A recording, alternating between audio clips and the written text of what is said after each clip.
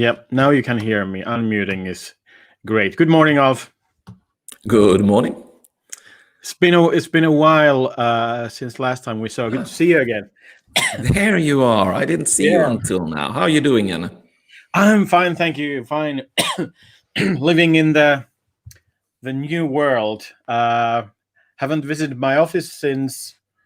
Well, I was there once in August, but there's no need for the office any longer. So this is actually a very good, way to to actually talk about this stuff today. How are you? You're in. Where are you? I'm good. I'm in Copenhagen. I haven't been to my actual office more than 3 times, basically since summer. Or since the whole thing started, since I think I've been there 4 times since March. But I've discovered new, weird and wonderful offices. I'm actually sitting often at the Blocks Hub, the RecoTech co-working space here in Copenhagen in the so-called Blocks houses. I've discovered many a wonderful cafe to work out of. And since this is Denmark, I do like an office that has beer on tap. I think it is, we've learned so much from this pandemic. So you're hanging out there with Torben Glindkort, who's actually one of the keynote speakers in these events quite often. So, that's nice. Well, what do you think actually talking about the RecoTech and the keynote you just had there? I think it was really nice. So what do you think, how the pandemic is going to change all the properties, the purpose of property? Well, it's strange because I'm talking to quite a lot of PropTech startups, obviously, and I'm talking to VCs who also have an interest in PropTech, and I talk to some of the kind of old hands of the industry, and I don't think we've reached a consensus yet. I mean, the startups are of course all afraid because their deal flows have become. Deal flows haven't stopped. I see a lot of deals still being done, but the flows have become slightly erratic. So it's difficult to know exactly when you might get funding, from where you might get funding, and so on. So that's kind of introduced an uncertainty. VCs seem to be really interested in because they understand, of course, that this kind of disruption, because there is a disruption, will mean that there are fortunes to be made, but it's a waiting game. People want to kind of see, okay, once we have the vaccine, once we know how the US and the UK starts working. I mean, you can imagine the people I know in the London PropTech scene have had fairly chaotic times. So I do think that there is an interesting future ahead. But it will have to be different than the one we know, and we don't know exactly how different yet.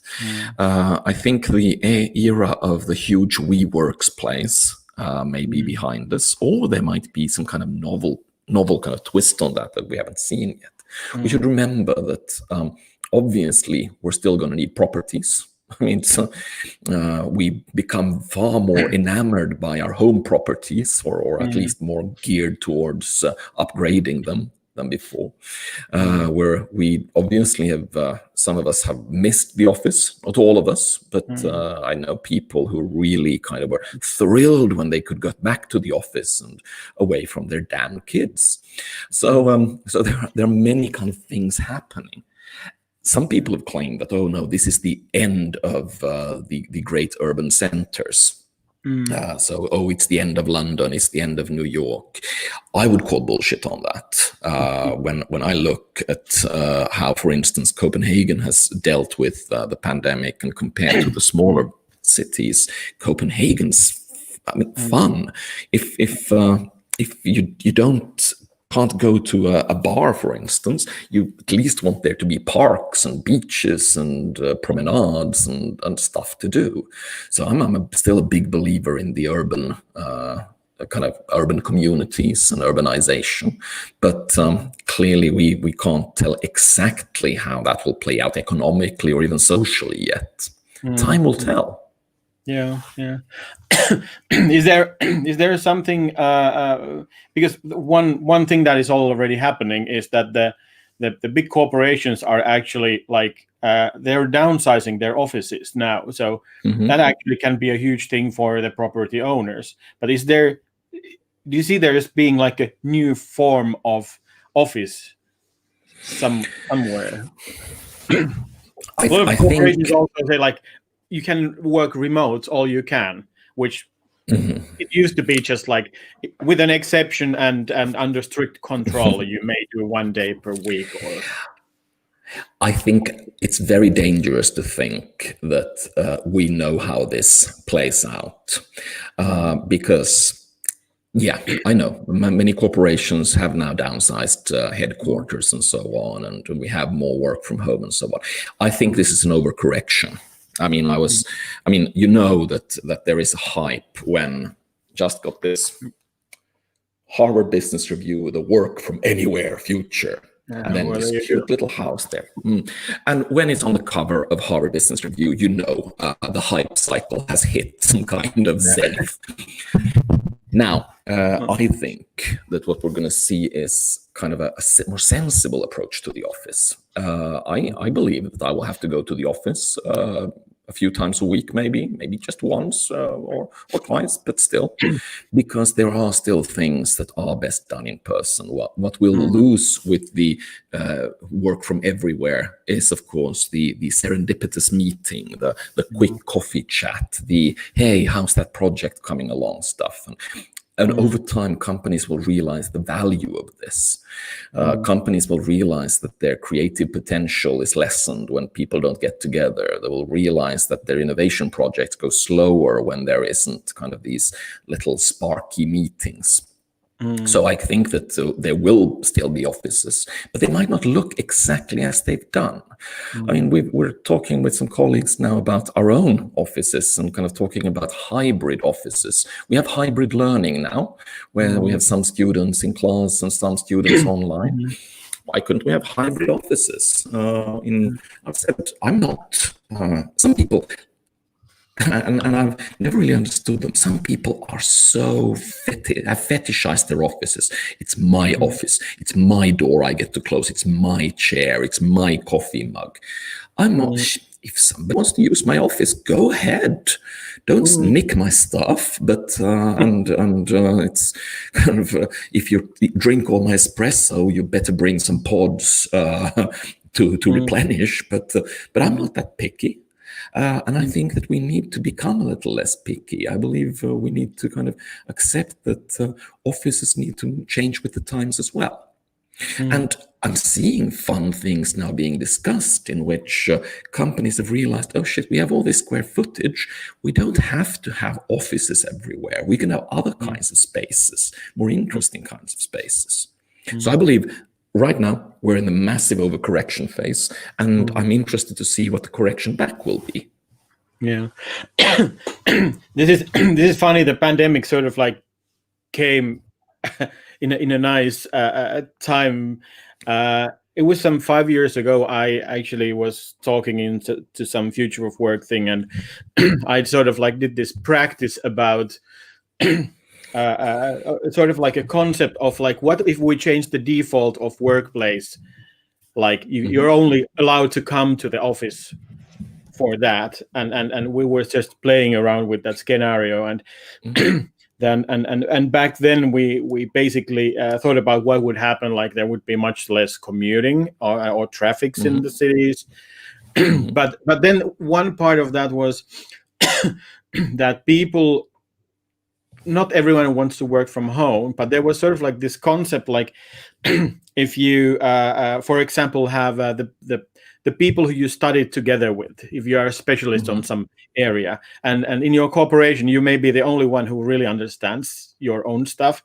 So why couldn't you go and get some of your university buddies and actually find your own office together, even though you work in different companies, but it could be like closer, like here in Helsinki, you could go like southern Espoo, you get a lot of like this Aalto University grads living there as well.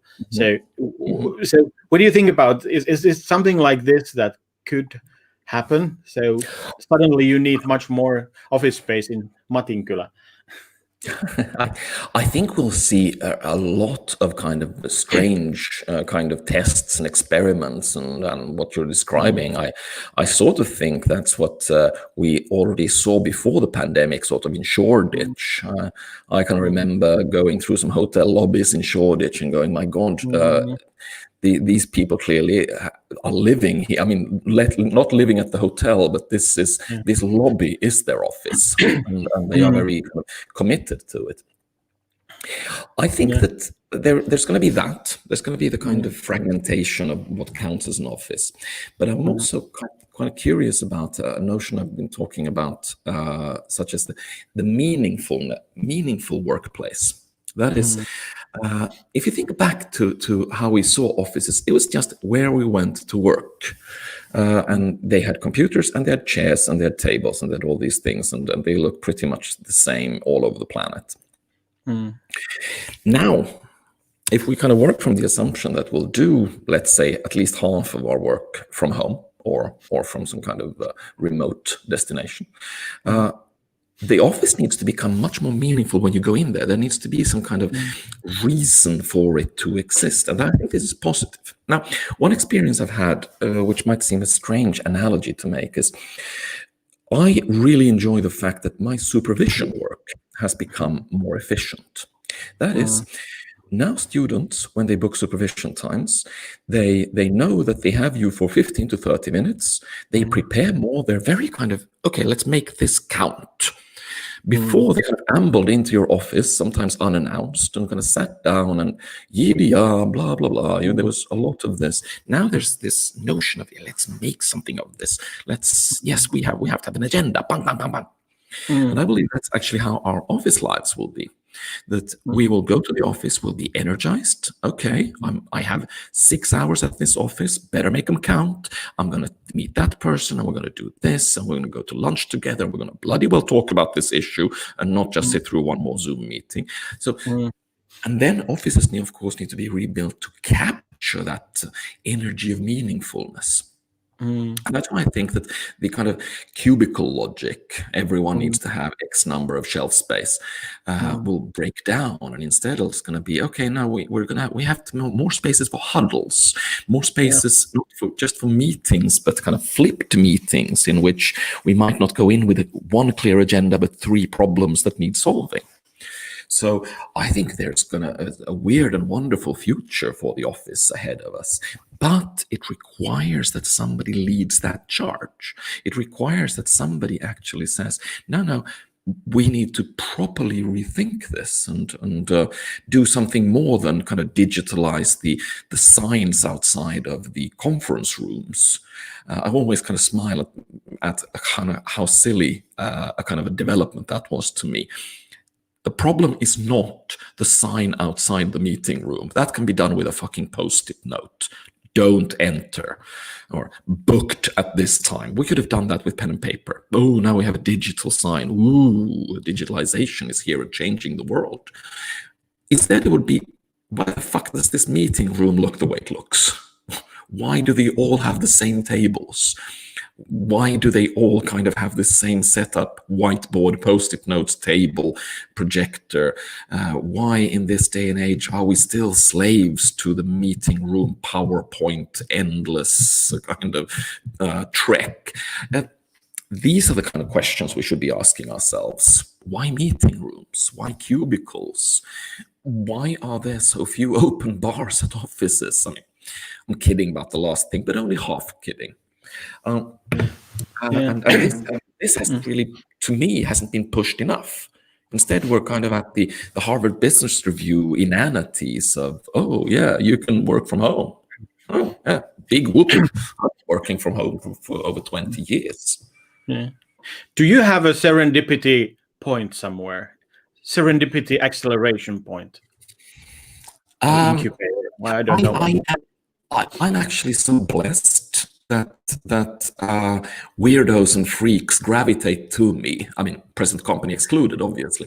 So I get tons of contacts all the time where kind of, hey, can I talk to you about this completely crazy idea? And just yesterday, I hooked up with 2 new startups doing weird and wonderful things, and I'm very kind of energized by this and blessed. I mean, I'm privileged in that I go to blocks and I kind of fall over fun new prop tech companies, and I bump into Nicola, my colleague, who's also there, who is a professor of urban resilience, an absolutely superstar of the field. And he kind of goes, "Oh, have you met this person? They are rebuilding Rio de Janeiro." I know. So I'm blessed in this. I don't need to work for it. Weirdos. I seem to attract weirdos like honey attracts flies. So I'm blessed. Yeah. But could there be a place like this? I've been sort of like, I have this weird thing that people know me at Maria01 in Helsinki, the startup, sort of like the Blocks Hub of Helsinki. And there is this people think that like, do I ever work? Because in the normal times, I always sit the first hour at least of the morning. I sit in the cafe right next to the place where people go and pick up their morning latte. And people say like, you just always sit here. And they're sort of like joking about it, but I did some calculating, like what has happened, because I've been sitting there for past 2-3 years almost, like most mornings, and that's the place for the serendipity. You just meet someone that you haven't thought of, or someone comes and intros you because they come with someone, and it's probably the best investment from my working day to do that. So maybe there should be places like that. No, I'm a huge believer in that, and that's why I still have a kind of faith in co-working spaces and kind of co-working cafes and so on, even though they've obviously taken quite a hit during this crisis. But I mean, I think that it's important to kind of find these, and that's also why I think it will be important that we, even though virtual events like this can be really helpful in our current situation, we need to get back to physical events as well. Because you know as well as I do, when there's a big conference on and it's not the keynotes. The keynotes you can give or take, and I say that as a keynote speaker. It's the people you bump into over coffee. It's the person you remember having a drink with 3 years back, who now comes back and, oh yeah, by the way, I started that company. I need some help with marketing. I mean, that's the thing that we need to get back to, the kind of events, the kind of socializing, the random meetings over a cup of coffee. And here, of course, the built environment is so important, because serendipity can be built. We can construct according to this. I mean, if you look at the Apple headquarters, for instance, it was laughed at because it looks like a big spaceship and so on. But what people forget is that, yes, it had some frivolous touches, but Jobs very clearly instructed it was to be built so that people would bump into each other. It was to force people to mill about, to move in semi-chaotic ways so that this serendipity would occur. So serendipity can be built. And it's now up to the industry to kind of say, have we optimized for serendipity? Have we kind of, I'm still surprised at how often kind of office blocks about, oh yeah, we want to have an efficient, as straight a line as possible. Straight lines aren't efficient, they're fast. But on the level of ideas, straight lines are extremely inefficient. Winding paths are incredibly efficient. Crossroads are incredibly efficient. They might not be as quick because you get stuck by the water cooler or by the coffee machine and so on, or you might kind of take a winding path and actually have a daydream on the way. It's not fast, but it's efficient. And that's what we need to start doing. We need to build for serendipity. Yeah, this is going to be really interesting how to do it. Hey, I saw your keynote there before this section, and it was really interesting talking about the contrarians, etc. What would you, if a big corporation now comes and you should tell them like one dramatic, dangerous thing to do. So, and you can only choose one. I know you have a plethora of opportunities there, but just one for the prop tech industry, big corporation. One thing they should do. Oh Christ, just one. I mean, my first reaction was go to India. Everyone tries to learn from China. Everyone wants to learn from the US, and India has become this almost pariah, suitable with the caste system in our thinking about business and developing organizations. But I look to India now and I see obviously still a lot of problems, including corruption, including bureaucratic inefficiencies and cultural issues. But I also see more and more really exciting companies and really exciting designers coming up who think just slightly differently, who have learned to kind of optimize for different things. And I don't see a lot of, for instance, European companies actively trying to learn from India. They try to learn from China, and the Chinese with higher, etc., are very keen to teach us their ways. But India has become this one of the biggest economies in the world, a tremendous pool of talent, and yet we still see it as, well, that's where we outsource some of our less important coding. So that would be one. The other, because, you know, if you tell me one, I will immediately, as a contrarian, say, no, I'll give you two anyway, because fuck you, is to say, think old. Everyone is now trying in these kind of things, capture the youth vote, I mean, here's Zach Aaron's youth vote personified. And try and kind of go for the young ones, the young startups and so on. I say no. We have so much more to gain from actually looking at how aging will affect societies, the political shifts that aging will bring, how actually healthcare will make us live even longer than we today consider possible, and all the potential this brings in capturing the kind of skill sets and contrarianism even in older folks, and thinking in novel ways about how do we build for an aging society. So those would be two kind of ideas. Wow, very nice. Alf, you know Zach, who just joined. Yes, Zach just joined us, or I think he has, because I don't know if he's hearing us or not. I can hear you, yeah. Nice to meet y'all. Nice to meet you. So, Jack, welcome. Did you listen to Alf's keynote? I did, yeah. Yeah. It was awesome. Now, your time to reflect, and how did that connect it to what you said there? I must say that we were here online talking, so we didn't hear what you said, but what do you think about Alf's thoughts? Yeah, I mean, we've always taken the approach that you need a combination, a partnership of outside and inside industry to shake things up.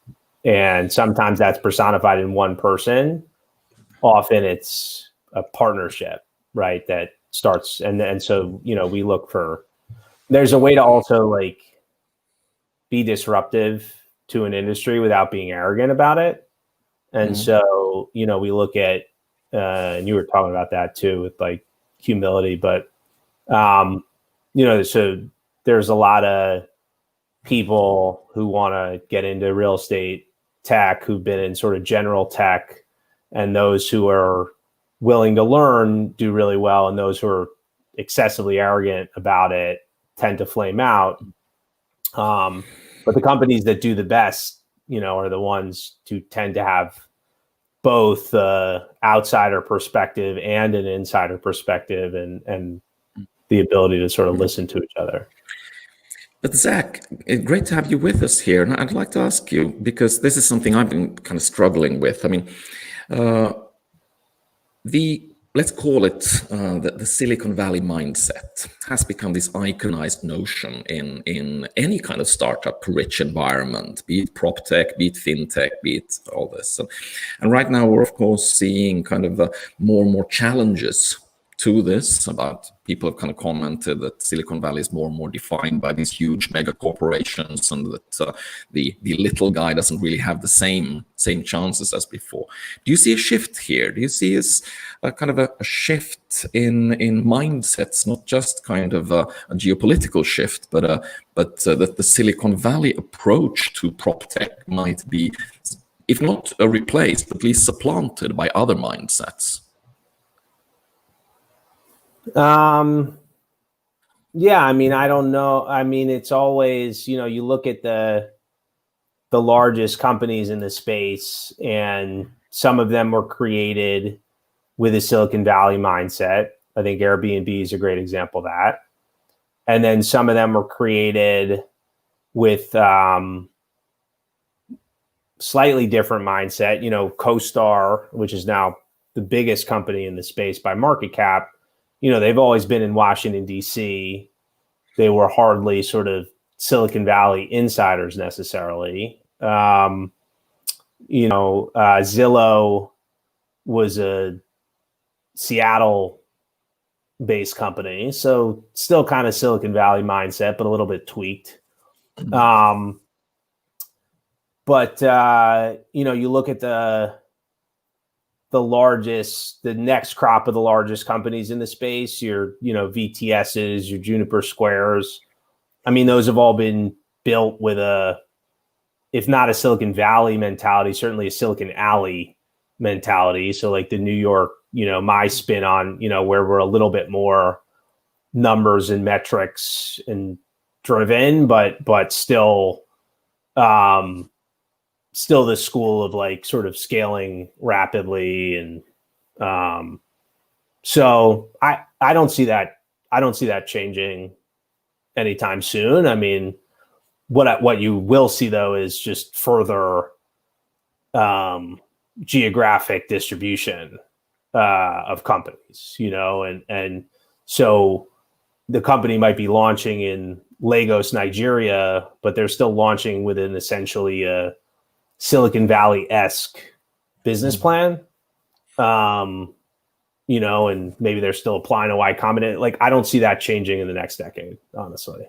But I do see it getting, we're seeing prop tech companies actually on every continent that are credible, and the markets are now big enough. And, you look at West Africa alone, right? You're talking about population growth. And I don't know if you saw, but Stripe just bought this company, Paystack, for $200 million, right? So what we do in prop tech is we follow trends we see what's big in fintech right now, and then we're 5 to 7 years behind that.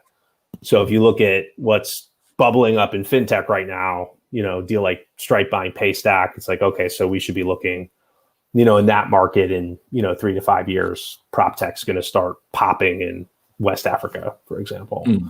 So, but are those companies going to be? I believe I teach at Columbia at the architecture school, and I preach a very lean startup methodology, which is fundamentally a Silicon Valley methodology. I just I'm a New York Jewish real estate guy, so I have a little bit more of a rougher edge to it, but that's fun. I don't see that changing anytime soon. And in fact, I see it getting more popular globally, not less. Yeah, I mean, Eric Ries does have some rough sides to him as well. I mean, I've had a couple of arguments with the man, so he's a good guy. Yeah, I have them read Lean Startup, and then they also read If You Really Want to Change the World. And we talk about the sort of dueling ideologies and methodologies, right? And the sort of pros and cons of each. And, that's the other way works too. Let's throw DARPA, Stanford, and Warburg Pincus's money at a problem and just lock people up for 3 years and see what they come up with, see what kind of crazy, that can work.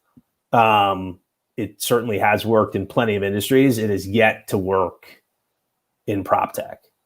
And why is that?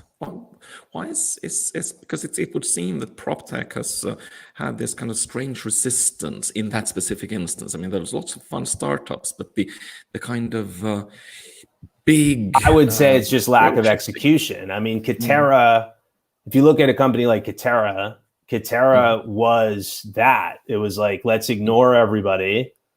Let's be contrarian. I'm a manufacturing supply chain guy. I know nothing about construction, nothing about real estate.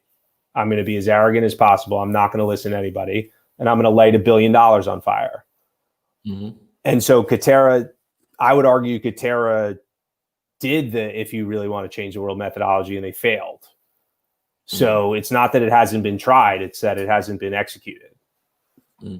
Why has it not been executed? I think it's just really challenging. I think it ultimately will happen. Like, you'll get, to your point, you'll have the Elon Musk type equivalent who raises $1 billion and ultimately builds a $50-60 billion company doing things completely differently. It just hasn't happened yet. And I'm not going to be the one who funds it. It's interesting, actually. Like, my experience is, if you're looking some industry specific things, is that you because of the structure of the industry, but also because of the mentality, you sort of like need a permission to execute in many ways. So do you guys see this as a challenge? I had my own construction startup 12 years ago, and that was definitely it failed because or it didn't fly because there was no permission to execute. There was too many authorities that just said like, no, we're fine the way we are now. Yeah, well, that's why we exist, right? I mean, if it's because it's a gated industry, right? That's why Metaprop and our many global competitors exist, right? Because the industries to date has required an intermediary to try and like effectively broker those transactions, right? I have a kind of slightly different take on it, and it's not really that much about the kind of prop tech industry, but about how industries view themselves. I have yet to meet an industry that doesn't claim that it is the most kind of controlled, most regulated, most everything. I mean, absolutely every industry says that. Go talk to pharma, and they will talk to you for hours about just how insanely controlled and regulated they are. Go talk to finance companies. Even though they're breaking laws left, right, and center, they still talk about how regulated they are. I have talked to a sausage manufacturer who explained completely without irony that no, sausage making is the most regulated business on the planet. And you kind of go, oh, no, it's not. I mean, I'm pretty sure nuclear kind of energy is more regulated than sausages are, but whatever kind of floats your boat. I believe often this narration of we are so overregulated and, oh, I would do marvels if it wasn't for those pesky bureaucrats. I think that's an easy way to kind of escape and having to do something. And I think Zach's point about execution, I mean, the people who execute, they find ways. I mean, it's not always easy and it's not always fun, but even it is possible to innovate even in regulated industries. It may take time and it may take money and it may take a lot of hard work, but I think that we need to go away from this. Yes, we would be so wonderful if it wasn't for the regulations. I'm not trying to be annoying towards anyone, but it's I'm getting a little bored of that as an excuse for not trying out. Actually, I didn't mean the authorities as the regulators. I'm just meaning the corporations who actually, it's the money that talks in the end. So it's more like, I think in the prop tech industry, it's more like the money talks and no one walks. Well, the industry for the built environment it's an expensive industry. Skyscrapers cost quite a lot to put up, so we know this, and we need to kind of accept that it is a capital-intensive industry, and you can't always change the world with just two guys and a laptop. But it's true in many industries, and we've seen. I mean, as I pointed out, the car industry also has fairly hefty kind of barriers to entry, but change can happen in the most unlikely of places. So where does the change start from then? If it comes bit by bit, what are the first bits? Well, since prop tech isn't really my area of specialty, so sure Zach sees already a lot more kind of little disruptors kind of popping up and so on. But I think that Zach's point about, it might actually come from West Africa. It might come from Indonesia. It might come from a country we can't properly pronounce because it has too many Z's in it. I mean, I think we have a problem with a kind of Eurocentrism and a American centrism, that we kind of assume that everything will come from the places we know best: London, New York, Helsinki. But I mean, there's wonderful, weird stuff happening right now, I'm sure, in Albania, in kind of Haiti, in places that we're afraid to travel to, even if we were allowed to travel. And it's interesting to see that we're talking about Nigeria. I just learned a few weeks back that the average age of population in Nigeria, well, guess what's the average age of population in Nigeria? It's like 25. It's 19. So that was close. So it's crazy and it's amazing, and they're like, it's like, no one knows. It's going to be the fastest growing economy in the next decade, most likely. Yeah. And there are startup activities. I'm with the Founder Institute as well, and we have 3 chapters in Nigeria, and they're running like constantly, like new innovations and and so, I mean, the country's going to have 400 million people in it very soon. We're going to have more people than the United States, like imminently. I don't know when the year projection is, but it's around the corner. And there's leapfrogging, right? They don't have all of the fiber was laid down very recently. So you have the ability to transact in completely new ways, right? You completely, for example, reinvent the way they do title system.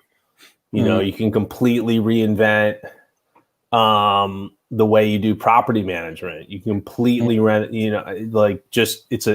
it's pretty. I mean, there's it's not that easy. I've spoken to plenty of entrepreneurs over there.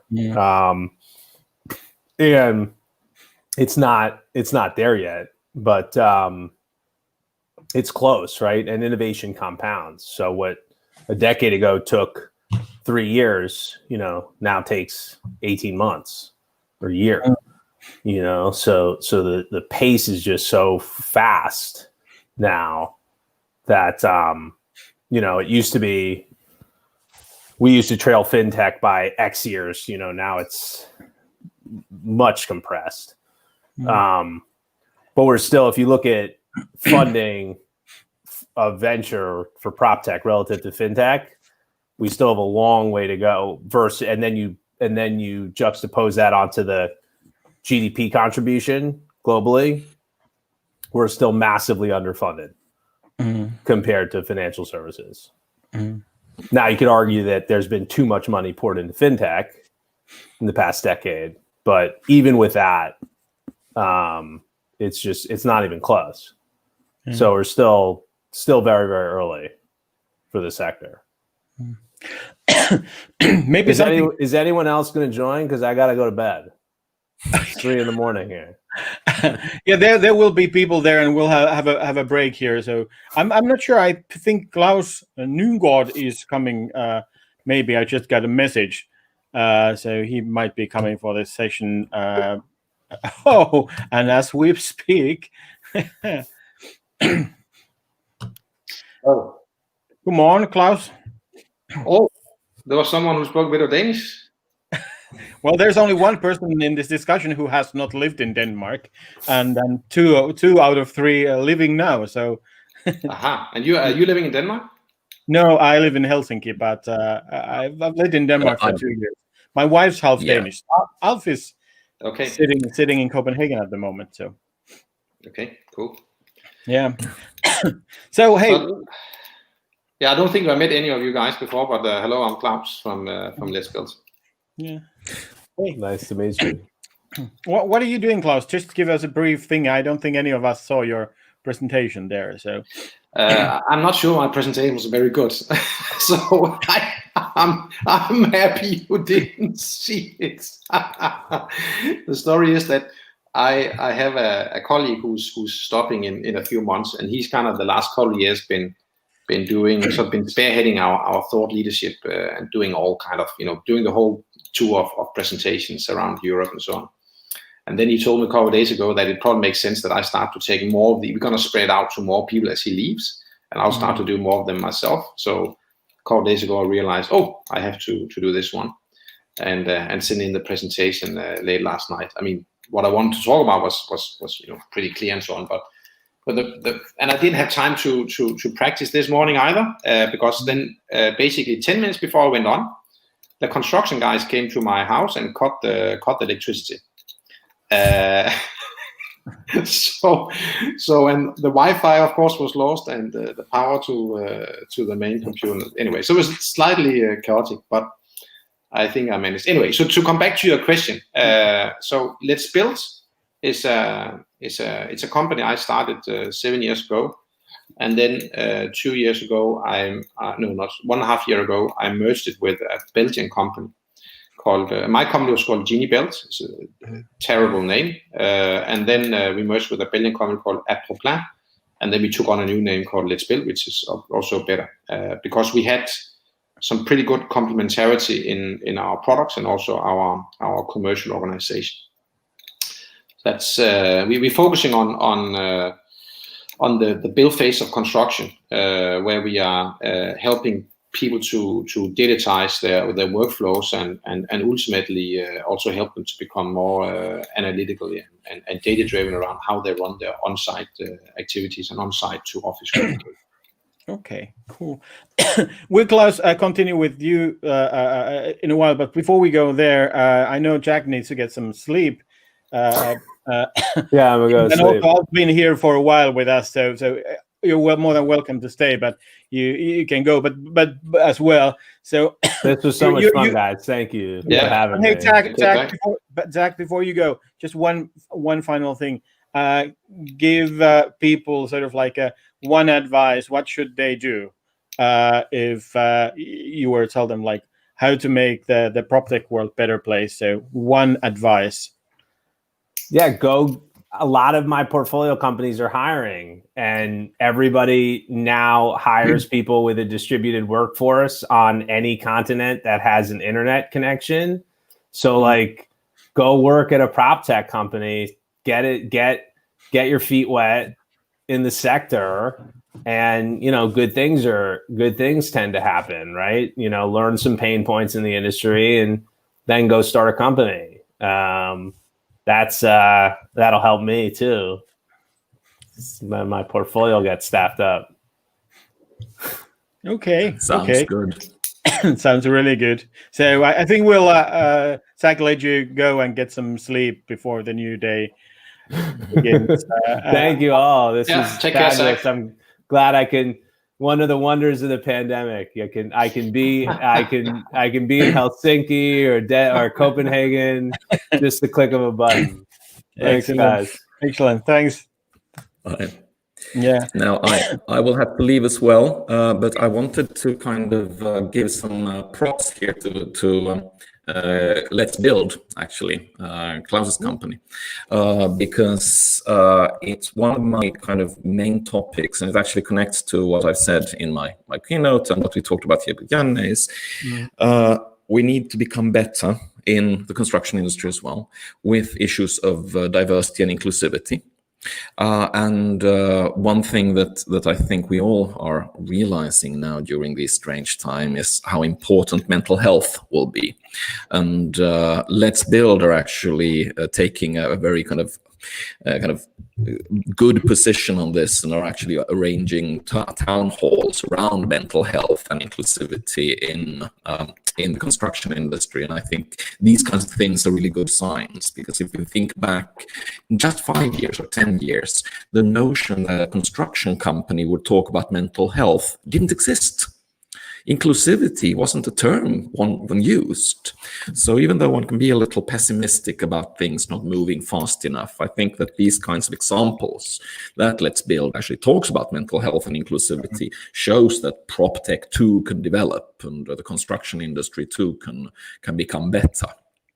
Yes, I think it's, and of those two topics, I think that the topic that will gain traction the fastest is actually mental health, because we sit in contract or project companies, and we are somewhat younger and so on, and having at least some women now come in, not enough at all, but at least we have some.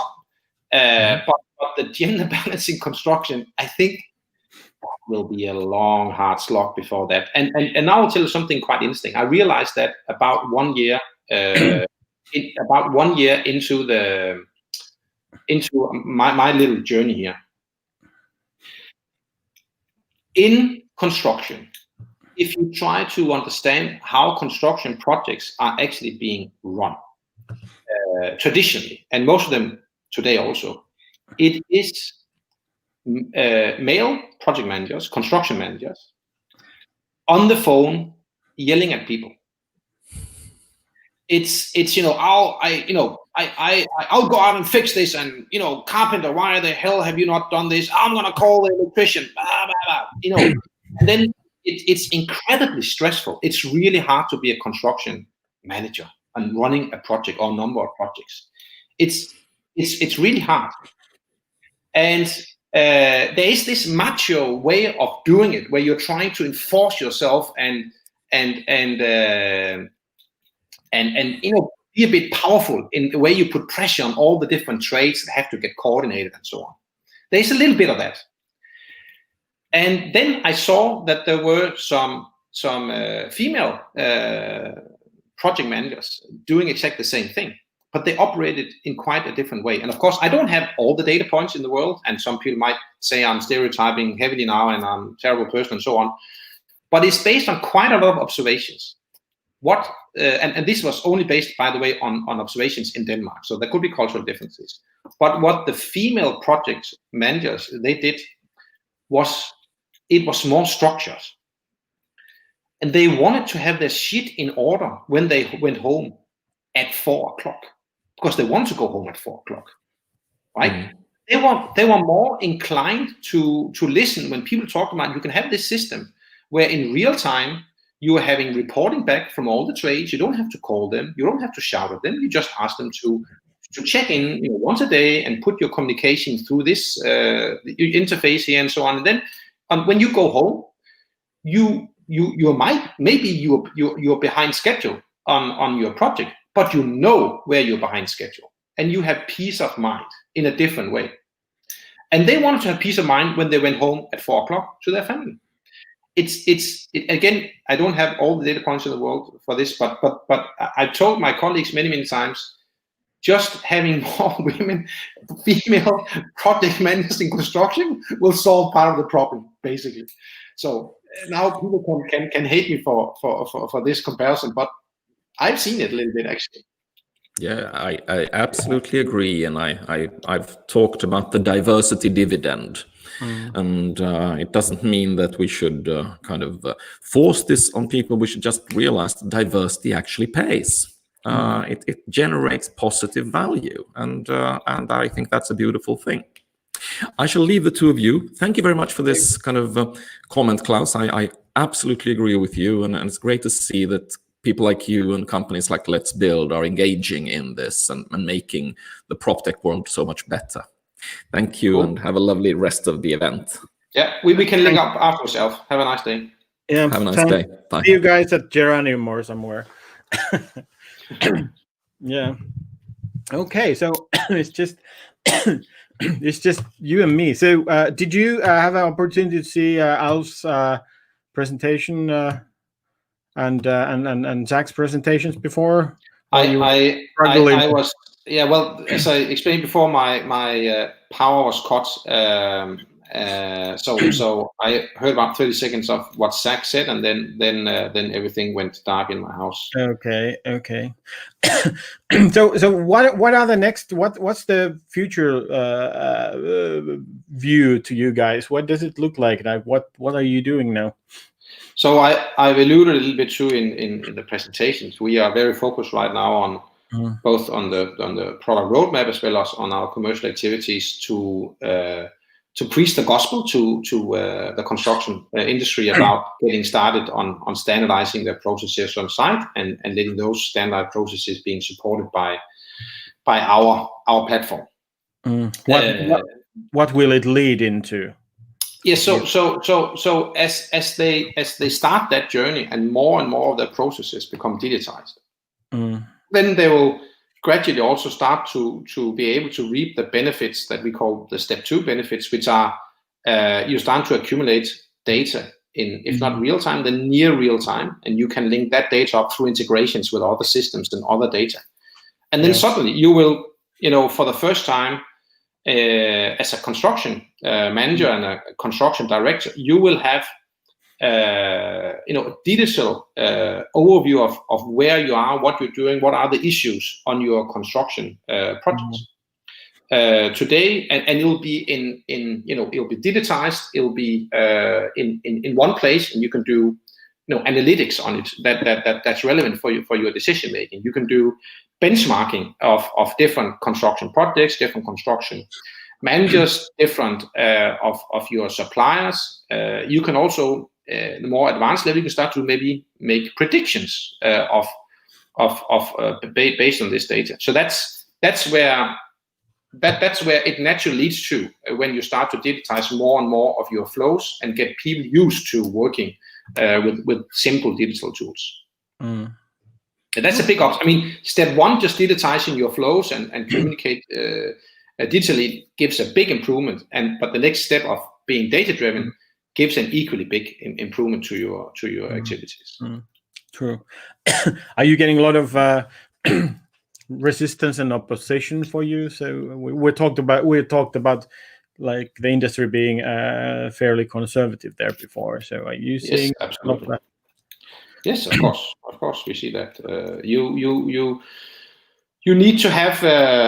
I also touched a bit on that my presentation. I mean, you need to have some mavericks in the company that have seen the light, and they're willing to almost bet their career on testing us out over a few months. Or if they're very senior, they have to force maybe some of their project managers to be disciplined and try and use us on our projects. But we can see that there are some of the construction issues. There are many different segments. There are some segments that are much more receptive to our message because the way they work at an underlying level means that they better understand what we're trying to do, and some of them are actually proactively looking for what we are doing. And that's if you have construction companies that are specialized in the kind of construction products, if you like, that are fairly standardized, then their processes are also standardized. If they are not, then they'll be dead, because then they'll simply not be efficient enough. You can't you can't deliver a standardized product without having standardized processes and compete against someone else who actually managed to have standardized processes. So if you have residential contractors, they'll typically build a number of apartment blocks that are pretty much the same, or they will maybe develop a whole area with a couple of 100 houses where there'll be a lot of repeatability as well. You have also commercial contractors that are maybe building shopping malls, maybe they're building parking houses and so on. They also have a lot of repeatability in their processes because the product has a lot of similarities. And you have the home builders, of course, the home builders that are, I mentioned one of them in my presentation, Huskommuniet from Denmark. They're building a couple thousand houses a year, but most of these houses, all the houses are based on the same 2 or 3 models that are then modularly built up, so customers get a unique experience, but de facto it's a standardized product. And those kind of construction companies, they understand, and in many cases they are looking for us. They are the ones contacting us and say, you know what, we need your help to digitize what we are already doing in a standardized way. Okay. That's good. So where are you sort of targeting with with this? Are you now working in Denmark or the Nordics or? Well, we are a bit all over Europe, to be honest. We have, of course, Scandinavia and Benelux being our sort of kind of home markets, I guess you would say. But we have boots on the ground in the UK, in Germany, in France as well. We have customers in, I think, probably 30 or 40 different countries, including also some outside of Europe. But you can say that where we have boots on the ground, which is, you know, in our home markets and major markets, we are working quite broadly. In the markets outside, it's customers that they kind of pick us, right? They you know, we have a customer in Panama and they are a residential developer, and they realize that they should have a system, and then they contact us. It's not because we spotted them. So there's quite a big difference between where we have people working proactively with our customers and then where they find us. Yeah. When you're preaching your gospel, is it best to work from bottom up or top down in the organization? Yeah, that's a big discussion. We are doing both.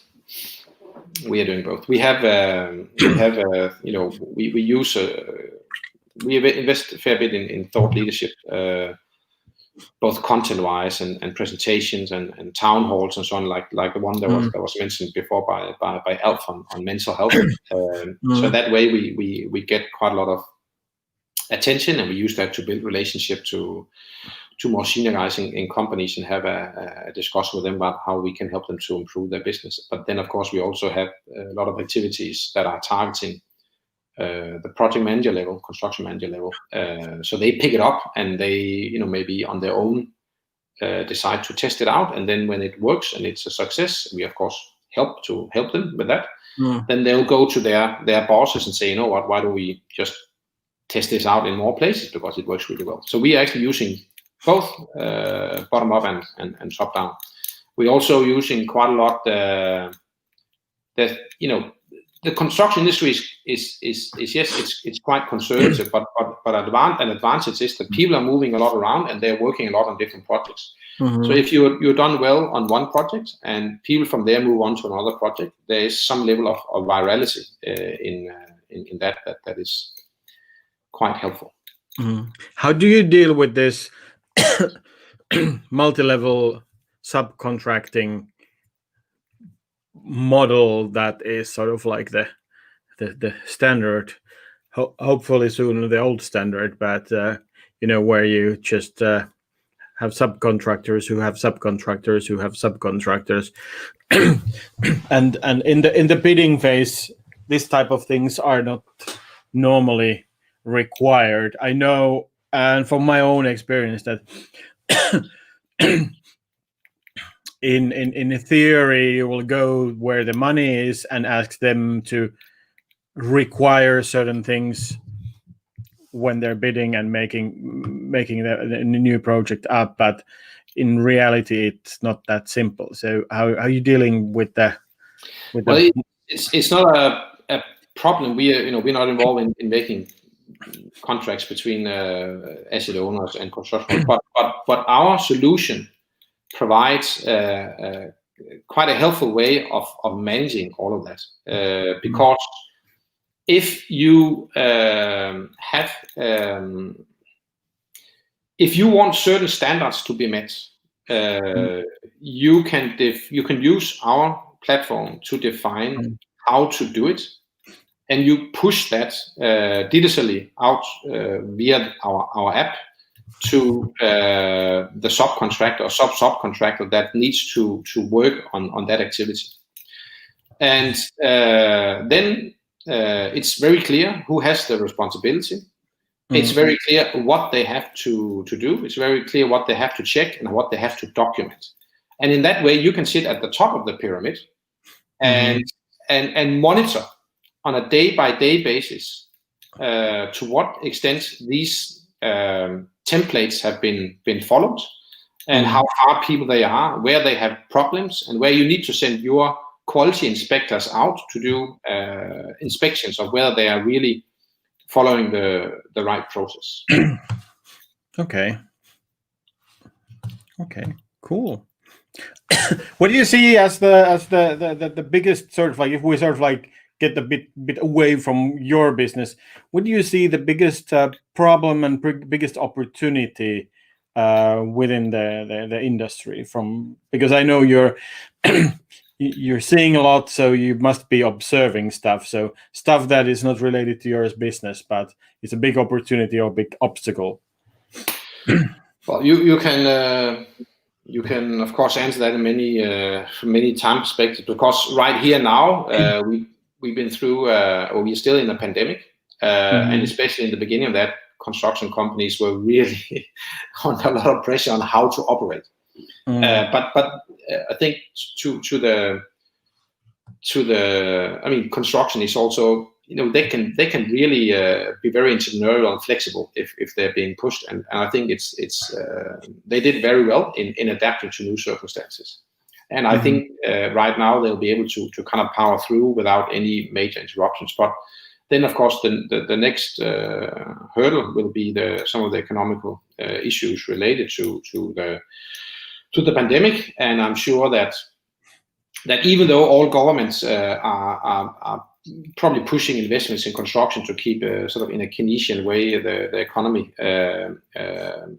moving forward, there might be a gap sometime in the middle of next year where the old order books runs out and the new order books are not yet filled with government stimuli. So not for all, but for some construction companies, I think the classic cyclical order book challenge will be a real challenge for them. But I mean, right now, all construction companies are working at full speed, so it's not a problem for the next few months. But maybe mid next year there'll be a quarter or two where they'll be challenged a bit. But then in the very, very long run, we'll get over this and move on as we do. Then in the longer run, I do believe that the whole climate discussion will be they'll be interesting, because construction is a big sinner in all of this. If you look at the totality amount of carbon footprint of construction, and not only when you do the construction, but also when you operate the asset afterwards, including the decisions that were taken in the design phase. That's a huge part of emissions and environmental damage in general. And I think the pressure to do something about that will only increase. That's kind of to the benefit of companies like ours, but it is a challenge to the industry. Maybe we should say hello to Natasha now, so we don't. Yeah. Good morning. Hello. Good morning. I finally got the right link. Sorry, I was in another room all by myself. Good morning. Okay. Good morning. Well, it's the Danes running this panel. I can see that. Yeah. Vi ska ta det på dansk. Nej, let's not do that. It's I don't think the organizers would really love when we started speaking Danish here all the time. So Natasha, hey, you're with the Danish ICT Industry Association? Yes. Okay. How are things in your corner? They're busy. Where some companies are struggling to survive, others are thriving due to Corona, and a lot of companies are trying to follow pace on this rapid acceleration of digital transformation. And we're trying to push for all the learnings that they won't be forgotten now that we are returning to some kind of, I wouldn't say normal, but a state where hybrid solutions are finding their place, but where virtual education and telemedicine and other solutions that we saw in the spring are being minimized a bit more than we would like. So we're trying to keep the pressure on the things we've learned. Okay, you had your talk there. So what what was your key message in your talk? We unfortunately didn't have a opportunity to listen to you, but so if you recap it in a few sentences, or sure. I think what I'm talking about is that, and this not only in this setting, but I think that the next 10 years will not be so much about technological innovation. It'll be more about value chain innovation, because we've spent a few decades innovating on hardware and in software. But what we are facing, and that I see that from the companies, the big corporations I've been helping through digital transformation and new ventures and growth, is that it's not technology that stands in the way for change or for improvement or efficiency. It's systemic barriers. So it's across the value chains. And I made an example saying, if you look at the food industry, we have 30% of loss in food, but 75% of that loss actually happens in the supply chain. So from the farmer up to the grocery store. But when we're looking at the solutions, it's many times on the consumer side, which is symptom treatment in many ways, because we might buy cheaper goods because they're out of date, but it's not really solving the real problem in the supply chain. So what I'm talking about, and that also counts for the build industry, is that we need to look at the value chains that is using materials, so using resources in an unproductive way. And we must remember that these barriers or these systemic structures, they were designed in the previous century where we had resources in abundance. We don't have that anymore. So we need to redesign those systemic structures in order to utilize resources better and deliver smarter. It's a new paradigm, so we need that change in our mindset as well. Wow, what do you think about that, Klaus? I agree. So technology is not the barrier here. It's our ability to identify how to apply the technology and get people on board to adopt it and use it, in a systemic way across various value chains. So how's the cooperation between the ICT and the PropTech or construction industry? So how is it working? Is it good, or is there something to be fixed? Well, I'm not sure there's a lot, to be honest. I'm not Natasha. I don't think, but yeah, I mean, I think ICT has a slightly different perspective and should have a different perspective. Not sure it's your organization who should fix PropTech, to be honest, but I don't know if you have a different view on that, Natasha. Well, I think we've reached a level of maturity in technology and in digitalization where technology is everywhere. And that's what's challenging our organizations, our ways of doing business, our ways of thinking, because technology demands for new ways of working, and we're not used to that. So I think technology is just a hammer. I think what we're trying to talk about is what can we build with the tools we have. And our job is to present the possibilities of technology and then affect all industries to use them in the best way to create more efficient industries, but also create better user experiences, creating new growth, which is the core about digitalization. Whether you're in logistics or properties or food, it's just a tool. So what is sort of like the application future in the PropTech industry then? So you probably you should have, from the ICT perspective, Natasha, also Klaus, sort of like this view of the future. So what the ICT could like really do? So can you like describe some examples of what in the future we might see in the PropTech just because of using technology and computers? I think that then you are back to again, you didn't hear my presentation, but what I call the third step, the final nirvana stage of where we think we are heading with digitizing the construction industry, where basically everything in the construction phase is digitized, so you have a real-time picture of what's going on, so you can almost mimic what happens on a factory floor. But on top of that, you have also a very tight digital link back to the pre-construction phase. So, BIM models or whatever we want to call those kind of models that feeds into this phase. And even more importantly, but not so much in the focus right now, you have a clear link between the construction phase and then hand over the data to the operating phase. Because imagine today when you say, let's say you build an apartment block, and if you do that, for example, using our tools and combine it with other tools out there, you will have a very detailed view of how that building was built, what happened, what components are where, how things were fixed, where there were issues that had to be fixed, etc., etc. And if you hand over that data and you kind of have that as a starting database for how you operate that asset afterwards, you also get a lot of advantages, because there's facility management, whether it's for consumers or for bigger asset managers.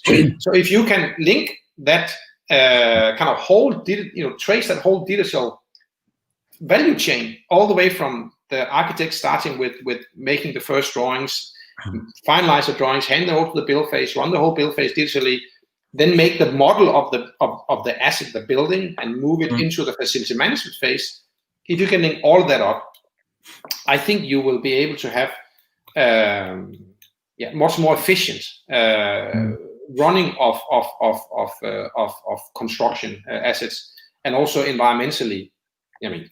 So you're talking about digital twins and using that as yes, actually yes, that's what a lot of people are calling it. Yes, correct. Yeah. What about you, Natasha? What do you think is there? And is there something for the consumers? Because digital twin and facility management, that's sort of like how you run the building. But I mean, like, I'm sitting here in my smart home, smart office with all kinds of automation. But could there be more of that? As maybe. Well, I think COVID-19 has put us in a new position, because the way we're utilizing buildings will change.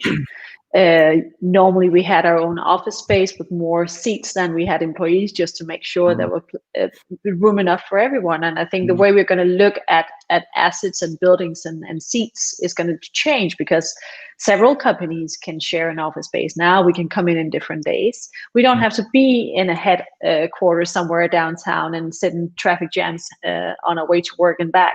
So I think the way we look, the opportunities, besides what Klaus was mentioning, is that how can we actually design our life with buildings as a part of it and not as a center of it? So when do you need to be together with other people, and how can you optimize your day so you don't go into work at the same time as everyone else? There's a lot of efficiency in our way of working and getting access to work and meetings.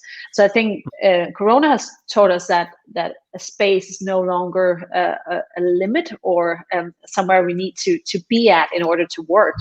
And I think that's going to change the experience on the consumer side. We also have some obvious problems. As you know, buildings are responsible for 39% of all CO2 emission in the world. And a part of that problem is also air pollution, which is killing a lot of people. So automation can also make sure that the indoor climate is better, so we don't get all these diseases by having a low air quality. And there's also sound. We have gotten used to being in open office spaces, and all science says that's a really bad thing in order to concentrate, but we've done it because that's been modern for a few decades. So if we can start to look at when are people most efficient, what work do you need to do, and what space do you need to be in order to be more efficient? So you decide around the human and not around the space. I think that's one big consumer difference. So just one comment, because I agree on everything that Tasha said, and I also before talked about all these things that we should do in the future. But it's just very important to also acknowledge that in order to get to that future, there are some steps less sophisticated steps, or seemingly less sophisticated steps, you have to take today, because the digital twin and connecting the whole value chain with automated tools, and it takes many years, and you need to build it up. As I said earlier, we have like a couple of steps to go through before you get to Nirvana, and just starting with basic adoption of digital tools that can help significantly here and now. That's a good place, and then you start to develop a more analytical approach based on that, from the data you're gathering, and then one step at a time. So I think that's very important, so we don't try and force the construction industry to move too fast to something that is way too complicated, and then you get a lot of failures, and then people that lose faith in technology, and then nothing happens. Let's get some good solid successes with use cases that don't look super complicated technology-wise. They probably are, but from the user perspective, they're not. And then build on from there. I think that's the way to make sure we move forward. So bit by bit, not too fast. Yes. Eat the elephant one bite at a fast. I agree, fast, but eat the elephant one bite at a time. But it is one bite. Then hopefully you can chew fast and then bite again. I guess that's the way you do it. I'm hearing, Klaus, a bit of a conservatism in your thing there. So I'm saying it's bad. Listen, I work with the construction industry for 7 years. And they're able to build amazing stuff. And sometimes I simply don't know how they pull it off. It's pretty impressive. There's a lot of very hardworking, smart people out there that are passionate about what they're doing. It's amazing. But there is also, and I understand it, a level of conservatism. That means that we need to go out and prove that these solutions, they work. We can start to talk about, why is there not drones on all construction sites all over the world, and why are they not this and that? Okay, but you need something that in practice works, where you can onboard people so they get a success. They immediately see that they deliver faster on time and they cut costs by a couple of %. And then you build from there. And that will over time accumulate like a snowball. But if you start to be too ambitious from the beginning, it's going to be too fancy, and the construction guys, they use the stuff that has to work in practice when it rains. I think that's where you need to start. I'm as ambitious as everybody else, but I think we need to, as I said, eat the elephant one bite at a time, chew fast, and then bite again. Listen, I need to run. I'm actually a little bit late for my next gig, but it was good meeting you all, and I'm saying thank you. Take care. Yep. Bye. Thank you. Take care. Cheers. Bye. Yeah. So, you were talking quite much about the PropTech industry here. Is your specialty? Are you an ICT person or PropTech person? I'm an ICT person, and I've been working across various industries for more than 2 decades on digital transformation.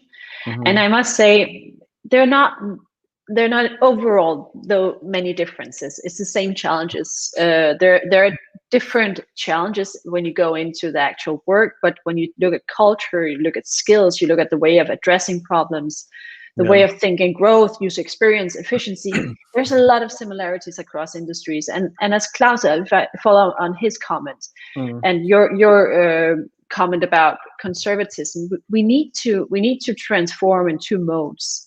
There's a mode that needs to make sure that the engines of today are still running, that the buildings we build are safe, that our transportation is safe, that people get their salary because we're making money. So you need that mode of stability, which is based on the business we had yesterday.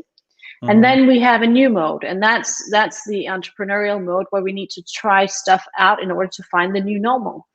And those modes needs to coexist. We cannot, it's not software. So if you mess up, you can't just reboot. It's people who will die from unsafe buildings. So we need that stability, not just for a conservative mindset, but also to make sure that people are safe and that they get their money paid out as employees. But we need to experiment, and it's those 2 modes that are different, because when you make a successful experimentation, how do you integrate that into the real world, where technology might be you have a great pilot, it works, but then you need to integrate it into an existing structure. You have people who might not have the right skills to operate that model. You have culture that's the immune system of many corporations and industries is, if it's new, keep it away from me because it makes me insecure. So we need, the human side is actually the biggest challenge in most industries. It's not technology. So we might make great stuff in mode 2, the radical, rapid, experimental mode, but when it needs to go into the stable mode, it's about human transformation and not about technological transformation. And we need to take that very seriously, otherwise we won't succeed. What's the thing to do in that human transformation thing? I actually not sure about, but I have this feeling that in this industry, the average age of decision maker is quite high compared to some other industries. So it has something to do with that. Do we need a Generation Z to step in before we can do these things, or well, for me it's not about age, it's about mindset. And what we need to make sure is that we set people up for success. And if you have people who's been in the industry for 20, 30, 40 years, they'll be very cautious on taking on new technologies and new ways of doing things, because they don't know what that new paradigm is, and they don't know how to be a success in it. And we can't just replace experience with youth. That's not the problem. We need diversity. We need young people, we need old people, we need people with different backgrounds, and then we tap into the challenge of artificial intelligence, because we need to design for the people that's going to use technology or use buildings or use the stuff we're producing. So diversity is the key, and not just a new generation that will think differently but not integrate into the mode of stability. So the leaders of yesterday, they need to see themselves in their leadership tomorrow, and that's by upskilling, it's by supporting them. And one of the things I've recommended boards and executive boards is that they put a team around every director of the board. So if you're a CFO or with HR or marketing, you get some people from the outside, a diverse team of an entrepreneur, a venture capitalist, someone within science, people who knows a lot about the details in their area, that can give the information, and where that CXO can ask stupid questions but be safe. So when they go into the boardroom, they'll be knowledgeable, and they'll feel safe, and they'll be more willing to cross those borders of stability and move into the world of experimentation, because they can see themselves in that world. I believe that's a very, very good recommendation, actually. Yeah. having the top executives to have people close to them that can sort of like explain things, that it's not scary, it's because it's difficult to make decisions if you don't understand what you're making, what the decisions are related to. So that's a very, very good thing, actually. Well, that was a good advice, but I'm actually going to let you go soon. So the question is like, what's your final thing? Your one advice to the prop tech industry? What should they do? They should be obsessed with problems. Find the best problems in your industry that causes a lot of loss, a lot of pain, a lot of lost income, and figure out, if you can solve that, what will you earn? What will you save? What will you create of a better experience? So I think be super obsessed with the problems in your industry, and give them an estimate. How much is that problem worth? Because we're all, by the end of the day, focusing on money. So instead of just thinking about sustainability and being green and having that philanthropy mindset, which is great, but when you're talking to money people, you're scared them away. If you talk about the value of problems and the value of solving it, we're going to make sure everyone speaks the same language. Yeah, it's a very good advice. Hey, Natasha, I think we're actually going to conclude here. Right. And I'll let you go. And well, I'll be around, so I'm going to be here all day. So let's hope that we'll get some other people here. If you want to join us later in the afternoon, it's going to be new people to chat with. So thank you so much. Have a great day, and thanks for your great questions. Have a great conference. Cheers. Thanks. Bye. Cheers. Bye.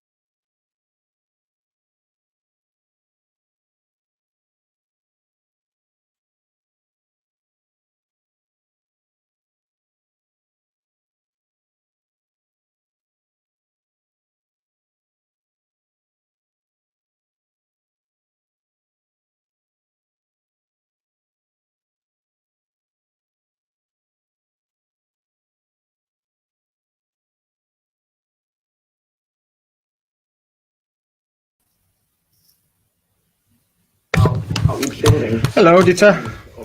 Hi. Let me just very quickly do some things here. And let's see. So here we go. sorry about that. I was just on something, so that's fine. So I would say welcome yet another Dane. We've had a morning full of Danes here, so Wow, that's good. good morning at this point. So yeah, how was your presentation? Did you get a lot of feedback? I'm actually not sure. I'm not sure how to fully check that, but so not sure yet. Okay. Well, funnily enough, I just got the message that there is a question for you from the audience. So let me just dig that. So the question for you is, how were the prices of upcycle studios compared to other new apartments in the area? So the square meter price of the materials of upcycle studios were the same as the benchmark prices in the area.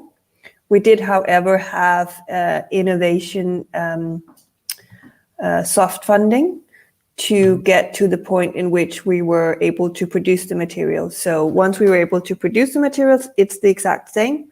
And then we had funding from the government, essentially, in order to get there to be able to know that the materials that we could do what we wanted to do with them, essentially. Okay. So the price level was still the same as Yes. in the area. Yeah, per square meter. Okay. So actually, because I didn't have an opportunity to listen to your talk, so could you just give me like a 1-minute overview, sort of like the key points, summary of what you said? What was your key message there? So my question that I posed, it was the question I posed the first time in the beginning of 2018 in a book, A Changemaker's Guide to the Future.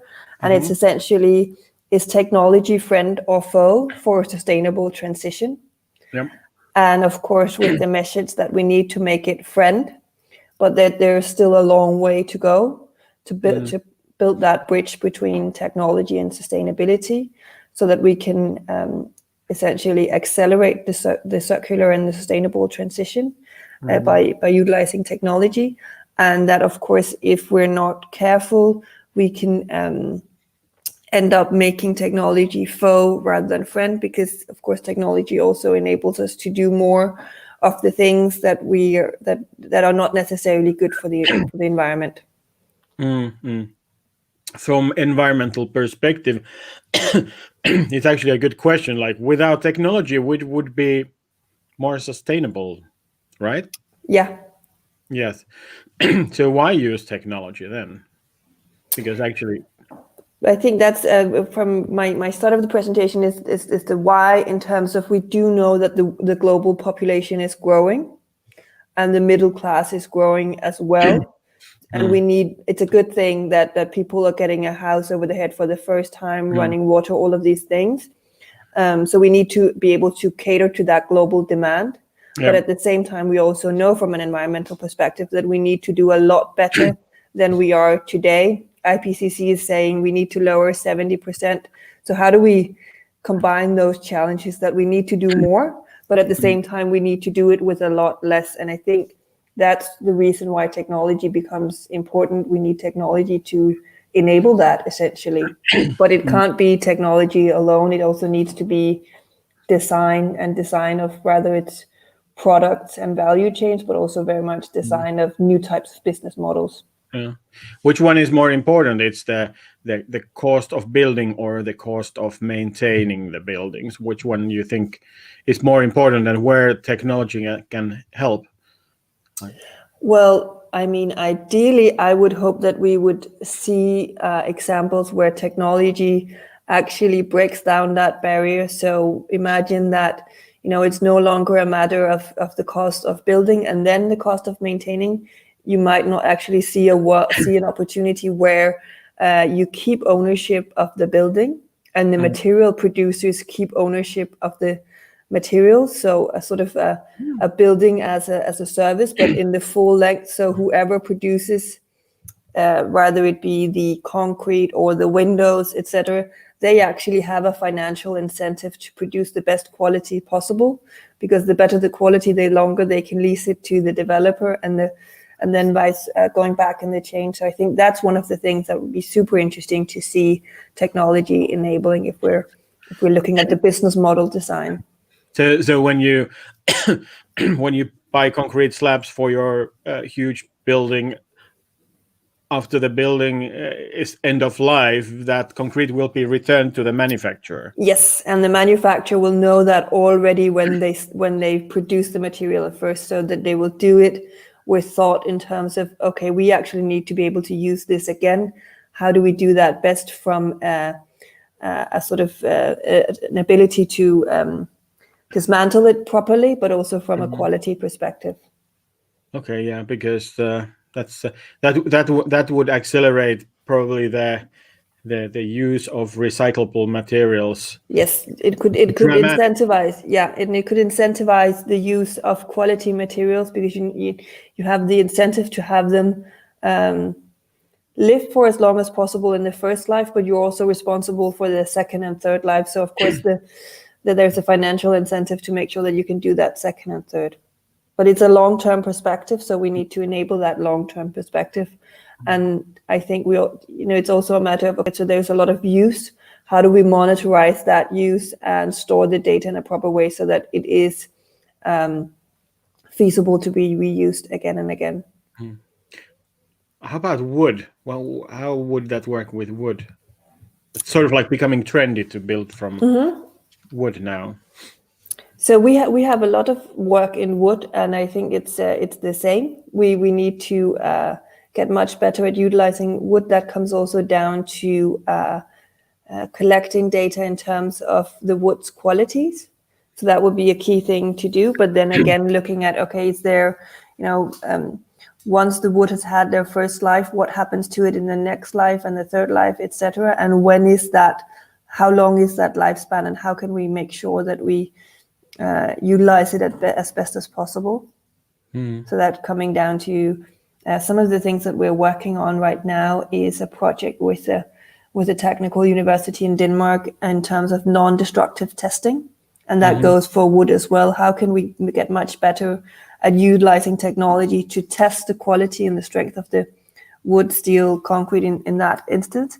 And then so that we can actually have the data we need in order to reuse it again and again and again.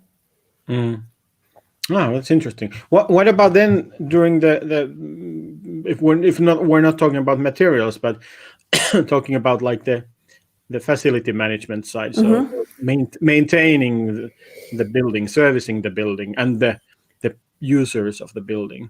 Yeah. So I think that's one of the areas where we've seen the most prop tech innovation happening already, because it's going that there's very much the consumer angle in terms of energy efficiency, air quality, etc. But I think there's still so much more there to be done. But it's interesting to look at, if we add that, does that then change the sort of initial choices in terms of energy systems, in terms of water treatment management, etc.? Could that be done differently if we have the technological innovation in the facility management in the front end? And I think we still have we see a lot of front end businesses popping up, but we need to make sure that they're also going back into the value chain in terms of the original choices that are made in terms of energy, etc., and energy systems. But there is more and more happening there as well. I think then we're sort of, we have Airbnb, etc., which is there's both good and bad to be said, but there's definitely something in how can we better utilize our buildings, because our buildings are just empty it's so much of the time. So can we find ways to utilize that better, rather it be residential or commercial, but just get much better at the sharing of spaces. And it doesn't have to be for staying overnight. It could also just be for having meetings, having a dance class, whatever it might be. I think there's definitely one way or another we need to get much better at utilizing our square meters, and that's definitely something that could happen from a PropTech perspective. What's your take on for example, the number of square meters on average used per person for living and for work as well? Well, I'm based out of Finland, and you don't have to go that far. Coming to Denmark, you actually have much more square meters per person in residential, for example. Yeah, so, and it is a problem, and it's something, when we talk to when we talk to some of the professors, and they're saying it's a great thing you're doing, but we do need to talk about absolute sustainability, and we can't just keep building more and more square meters. So I think that's definitely something that we need to look towards. How do we give people the value and the good feel that they want from a lot of square meters on lesser square meters? And I think that's one of the reasons why the whole community angle is becoming more and more interesting, in terms of, can we actually create communal spaces that give people that same quality of life as their own square meters, but have them be shared by more. And hopefully there are other ways as well, because there is, when we talk absolute sustainability, a need for us to build or explore opportunities to build fewer square meters, or share more square meters. Definitely. We can't go around that. But the good thing is that there are all kinds of different projects around this, right? There are this different type of co-living projects. I know at least one startup here in Helsinki who is building a entire building with co-living concepts. Yeah. Or whole buildings. Where you have like your own space, which is much smaller, but then you have like these communal spaces for everyone. And it seems that it will fly. Then of course there are other things like the tiny house movement, right? Which also goes to this mobility of everything.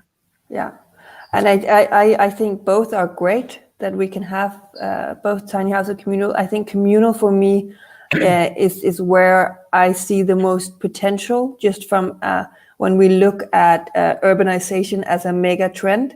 We need to get a lot better at living closely together, but doing it in a sustainable way. And then also from the perspective of, how do we need to live on fewer square meters in order to make the built environment more sustainable, but how do we also look at, how do the built environment enable societal sustainability? And by looking at communal housing and communal spacing in that sense, there's also so much in terms of, if we start sharing our square meters, what else can we then start sharing, and what can we start sharing very conveniently and create a culture around, which I think is super interesting. Yeah.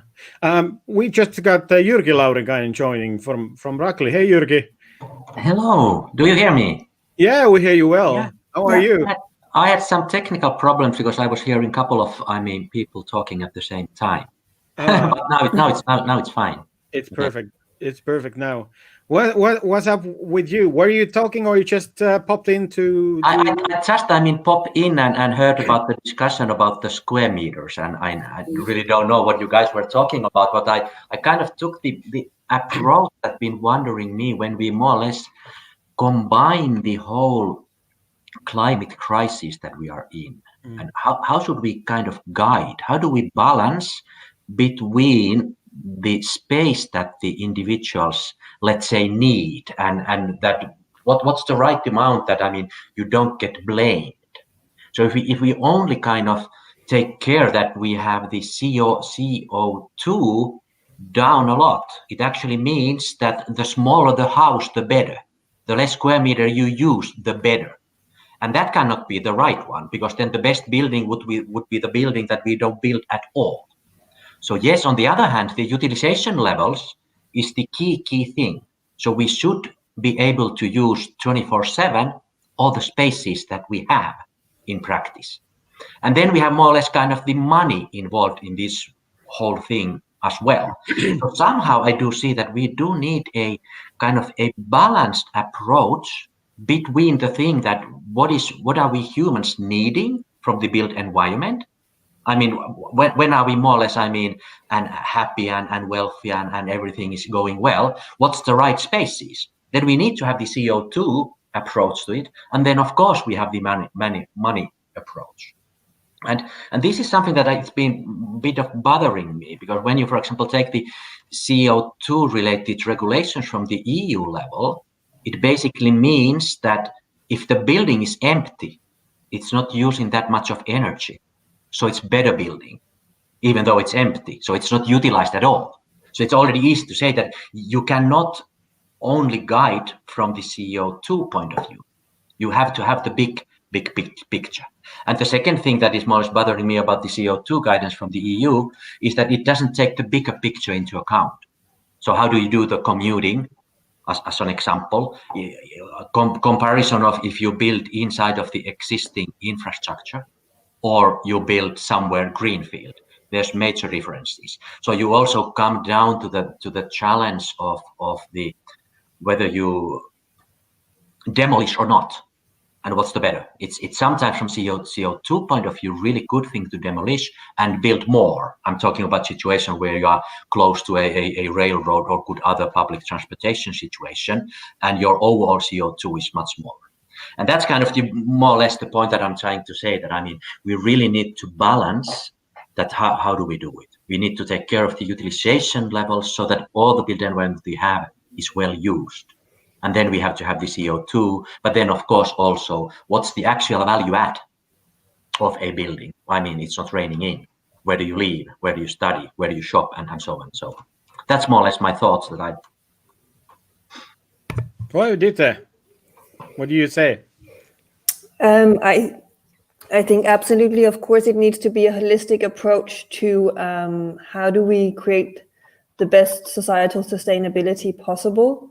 However, CO2 is a really, really important measurement of that, because that also just comes down to our planetary boundaries. Of course, we need to be mindful of how do we measure the CO2 emissions and what are we measuring. And one of the things I mentioned in the presentation as well is that we need to be mindful that we're not just measuring on the efficiency in terms of when the building is in use, but also the embedded emissions from building the building firsthand. And I think that's definitely one of the ways where we need to be more aware and more mindful that we do it better. And it's a super difficult challenge, because you see that there are so many great initiatives popping up, but then they only cater to a part of the problem. And then how do we get that holistic approach? And I guess that's also where one of the reasons why we need better data and a better essentially technology to enable. How do we get that a better holistic view to enable us to take better decisions? Because you keep having someone is saying we need to do this, and someone says we need to do this, and it's like all these different pieces of the puzzle, but we need the entire puzzle to come together. So it can't be sort of, I'm saying this, you're saying this, and then it's either or. It's most likely that we need to do both, because there is indeed a great need. Yeah, and I fully agree on that one. So the whole net zero carbon movement that we have on now. So I mean, my background is I'm the CEO of RecoTech, and I mean, we are the association of the professional building property owners in Finland. So most of our members, I mean, take it more than seriously about the thing that how do we reduce actually the CO2. And my worriness, what I try to explain, is more or less that how do we do it from the regulation side, so that we would have the bigger picture. and not doing it the other way around. So we have all the topics for this circular economy related to this topic, and it's the hottest topic at the moment. But we need to keep in mind also the other approaches to it. For example, the utilization levels, and if you are able to use the existing empty spaces. So in Helsinki area, we have 1.3 million empty office buildings at the moment. And basically there are challenges related to city planning. So kind of the usage shown in the city plan, it's hindering it now. And from CO2 point of view, it's totally ridiculous. That shouldn't be the situation. So we need more of the flexibility to that one, so that we have the bigger picture. And the regulation side is really looking at it from a building square meter point of view. So wider approach to that is what we are more or less talking about. So there's some things we need to do when we talk about it. I mean, how do we approach the regulations? I think we definitely see that the regulations were created for a different sort of world picture. Yeah. And now we need to update it to a modern world picture, because right now, even though the politicians are very much speaking in favor of this transition, there's a lot of ways in which regulation is creating more barriers than opportunities. So that's definitely something that we see as well. When we did the roadmap to carbon neutrality with among our members, I mean, the key things is that there's the things that relate, for example, to the empty space and to build inside of the existing infrastructure is something that you can gain much easier and faster than if you compare it that you build somewhere into the green field and you use all the expensive new technology. So the money comes also into place when we start to talk about it. What's the price that we pay to get it carbon neutral? And that's something, yes, we are, of course, pushing a lot for that, but there's a limit that simply the society and the people living in there or the companies working in the spaces cannot afford it. And that's why we need to have the combination of this. The empty buildings is really, great example of this. Because, they're already inside of the infrastructure, and we really should work on that one. So one of my future thoughts is certainly that we would, after 5 years, we should be in a situation that all of us would understand that, okay, you're office worker. What's your CO2 because of that? You live in a building. What's your CO2 level out of that?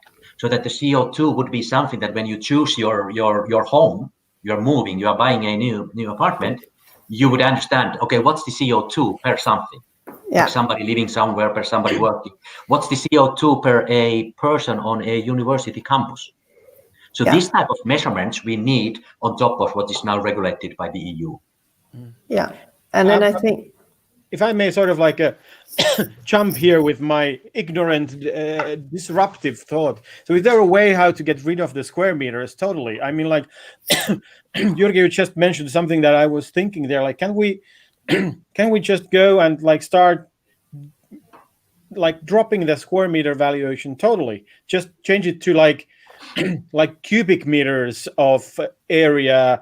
And always tie there the use efficiency measure or something like that, and then you could link it to anything and everything related to use and material and life cycle and etc. Like not talking about it's the use value instead of the square meter. Mm-hmm. Would that be possible?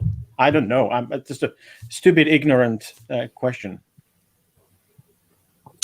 I think there's definitely a huge opportunity in looking more and assessing our buildings more in terms of utilization, in terms of just square meters. I think there's definitely, I'm not sure, it could be, but I'm not sure that it necessarily means that we need to stop measuring in square meters. I think there's also something valuable in that, but definitely it needs to be not the only thing that we measure.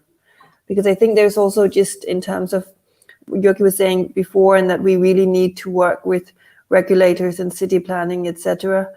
But I think there's also as us all being in the Nordics, we need to make our buildings a lot more sustainable for good reason in terms, but more than anything, we need, for the sake of future-proofing our own societies, but also for the sake of future-proofing the planet, to really have this bigger picture in terms of how do we create solutions that not only we, but the global population can utilize.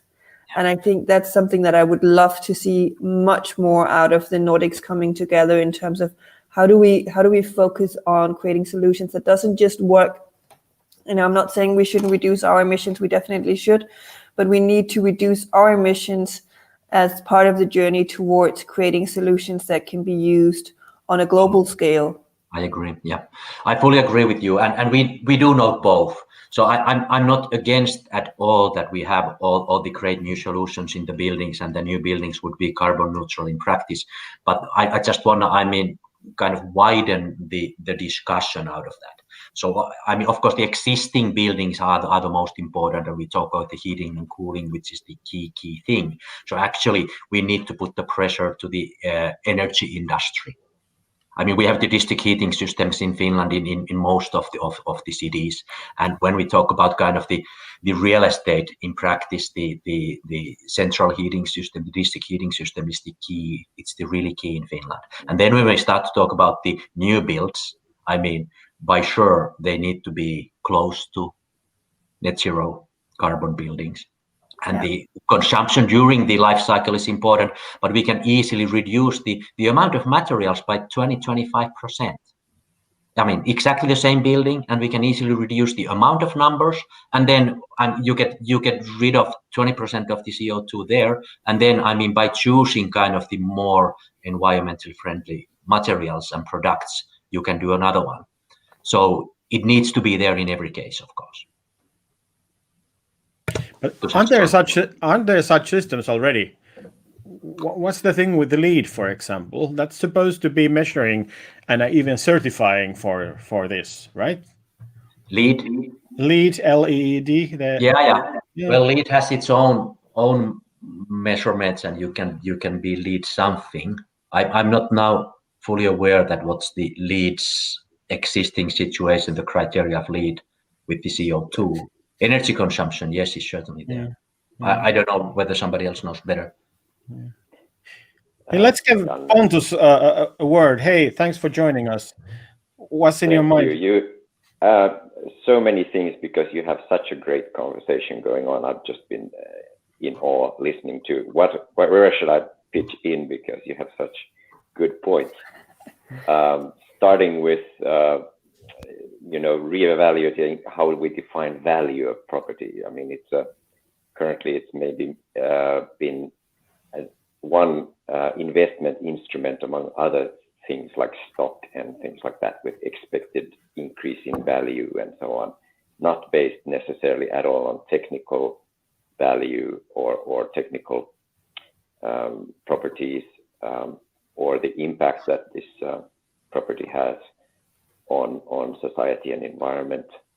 So this is, I think it was a valid question to question how we value property in the future, as well as usability, how well it's being used, how well it functions and serves the purpose of, if it's underutilized and people don't like going there, it should be seen as a less valuable property. And of course, like Jyrki pointed out, the biggest thing we need to fix first is energy and how it's being produced. That's clean energy, and also to focus on the waste of space, the empty spaces that already exist, the built environment that exists.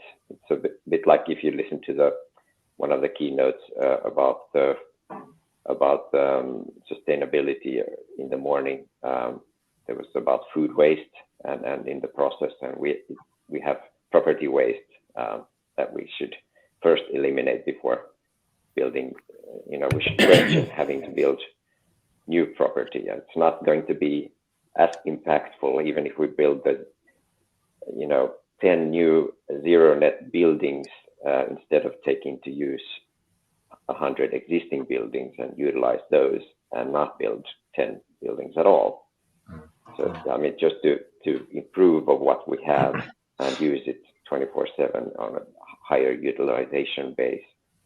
So this kind of circular economy, multi-purposing buildings, or changing the use of the building if it's not up to par for the previous type of use, then change it into some other type of use, so that and of course, like Jyrki said, city planners are key here to build ecosystems around in certain areas, so that you have a diversity of services, residential, you have clientele for businesses to locally thrive.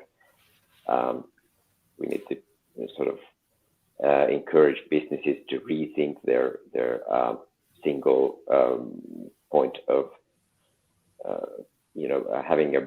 running their business from one office instead of having dispersed office networks. I know Janne is a digital nomad, forerunner of everybody here, going to places, working anywhere, and we need to sort of maybe on a Nordic level, like Vita said, have common goals, new metrics, new visions, on question the old metrics of square meters, and like, what's your carbon footprint as an employee? What's your workplace cost as a whole, instead of what's the square meter price per desk or something like that. We need, what are the costs for IT, your space use, your travel, other amenities, that everything that you need to succeed at work every day. What is your total cost? What is your total carbon footprint? And have metrics like that to compare, who's doing a good job being cost efficient and carbon efficient in the way they work. But then it's a good point. But if we're sort of like continuing from that, this sustainability is kind of like it's a whip. So the question is like, where's the carrot? So is there a way how in the same run we could change the perceived or the user value of the buildings and take that like dramatically higher? I'll give you a real life example now where I'm where I'm living, or well, actually working nowadays as well. We have the 9,000 people living in this area. We're 1.5 kilometers from the Helsinki city center. There's this great area called Arabian Ranta. We have for some people, we have one of the best values of the location of this property is that if I take in the winter, if I take my skis and I can walk with my skis 50 meters, and I have tracks that will actually lead 40 kilometers away. So and during the summer, the same thing with bike or running or whatever, and it's like real nature thing. The question is like, why these buildings don't have any additional features added to the people who are into that. I mean, like, I'm not using it. I'm not a cross-country guy. We have other people doing that. But I'm just liking, this is like a perfect place. So why don't we have the maintenance room for skis here and etc.? Because could you imagine that people would actually value more of that? Or the same thing with it be like boats, etc. So could we like take something like this, and would it actually, besides of taking the customer user value up, also be able to sort of like be more CO2 climate friendly? Yeah, I think typically we've in the past always built sort of individual storage spaces, individual saunas in every apartment in Finland. And they're quite small and pathetic in the end, and some people use them, some people don't. But more and more, I think the trend is to to do this kind of sharing. And when you start sharing, you can have a much better quality and much larger space, because it's on a use basis and not ownership basis. Kind of you have access to common spaces and services provided in the property or in your ecosystem in your nearby area, and that's, I think, the trend that we should go towards, building sort of small townships within bigger cities, so that you don't have to commute very far to go to work, to take your children to daycare, pick them up, or go to your hobbies or go to the shop, and do, everything should be quite manageably nearby. Also, access to nature and things like that. So that's really the. We don't. Yeah, go ahead. I'm just commenting more or less that it's really more or less what Janne is raising up. It's the sharing economy thing. So if we talk about the different functionalities that you value yourself and what you are willing to pay, and what's the impact to the climate. So what's the CO2 exactly. Of that? And that what I do see that, I mean, hopefully we are going towards that one, that we have the sharing economy in place, and your ski maintenance room is just one good example of that. So what's your personal overall CO2 level on annual basis? What you do, you shop. How do you shop? Do you do it with a network, or do you drive by car somewhere?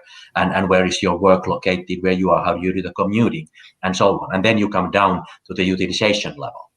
And then it's more or less the question that, okay, will I be blamed if I have huge ski maintenance room of my own? Or if it's okay if it's carbon neutral still in place? So that's really interesting topic, and I'm favoring really to have something else than just a square meter there as a divider. So we need to go towards the thing that we have the bigger picture, and CO2 per something else, CO2 per student in campus area, CO2 per something, and so on. But hey, I need to jump off to something, but I want to raise up a touch base what Dieter you mentioned. Since the climate crisis is not a single thing that even the Nordics could do, I share really the view that, I mean, Nordics are pretty far in this thing, in positive approach, and we should do and export the solutions that could be implemented and scaled on global basis. So yes, we need to, of course, take care that the Nordics is the world leader in this one, but we should put, I mean, effort on the one that, I mean, we would have more and more unicorns helping the other countries who are not in the same situation as we are. And that's a bit of, I mean, really important thing. And now when we are more or less in a startup event, that's something that, I mean, how do we change this to be exports to the Finnish companies, to the Danish companies, and so on? So let's make it work really well here in the Nordics, but then we need to make them to be products and services that can be, I mean, utilized in Brazil or Mexico, whatever you call it, because it's a global challenge that we have with the climate crisis. You are absolutely right, Jyrki, because I mean, as far as being ahead in innovation and technology and supply chain management and prefabrication, all kinds of things that we are ahead of, but we tend to sort of think about problems to solve locally. And we could think about innovations that have climate impact, and in the built and properties, the PropTech sector, that are placed, you know, in other parts of the world, completely different climates and completely different issues. You know, access to clean water, or you know, how to build prefabricated townships where there's cooling and you know, solar energy powered whatever, where there's access to a lot of light for stove and cooking and lighting in zones that the economy, you know, income levels are very low and infrastructure is maybe lower. So we could help other countries, like you said. Yes.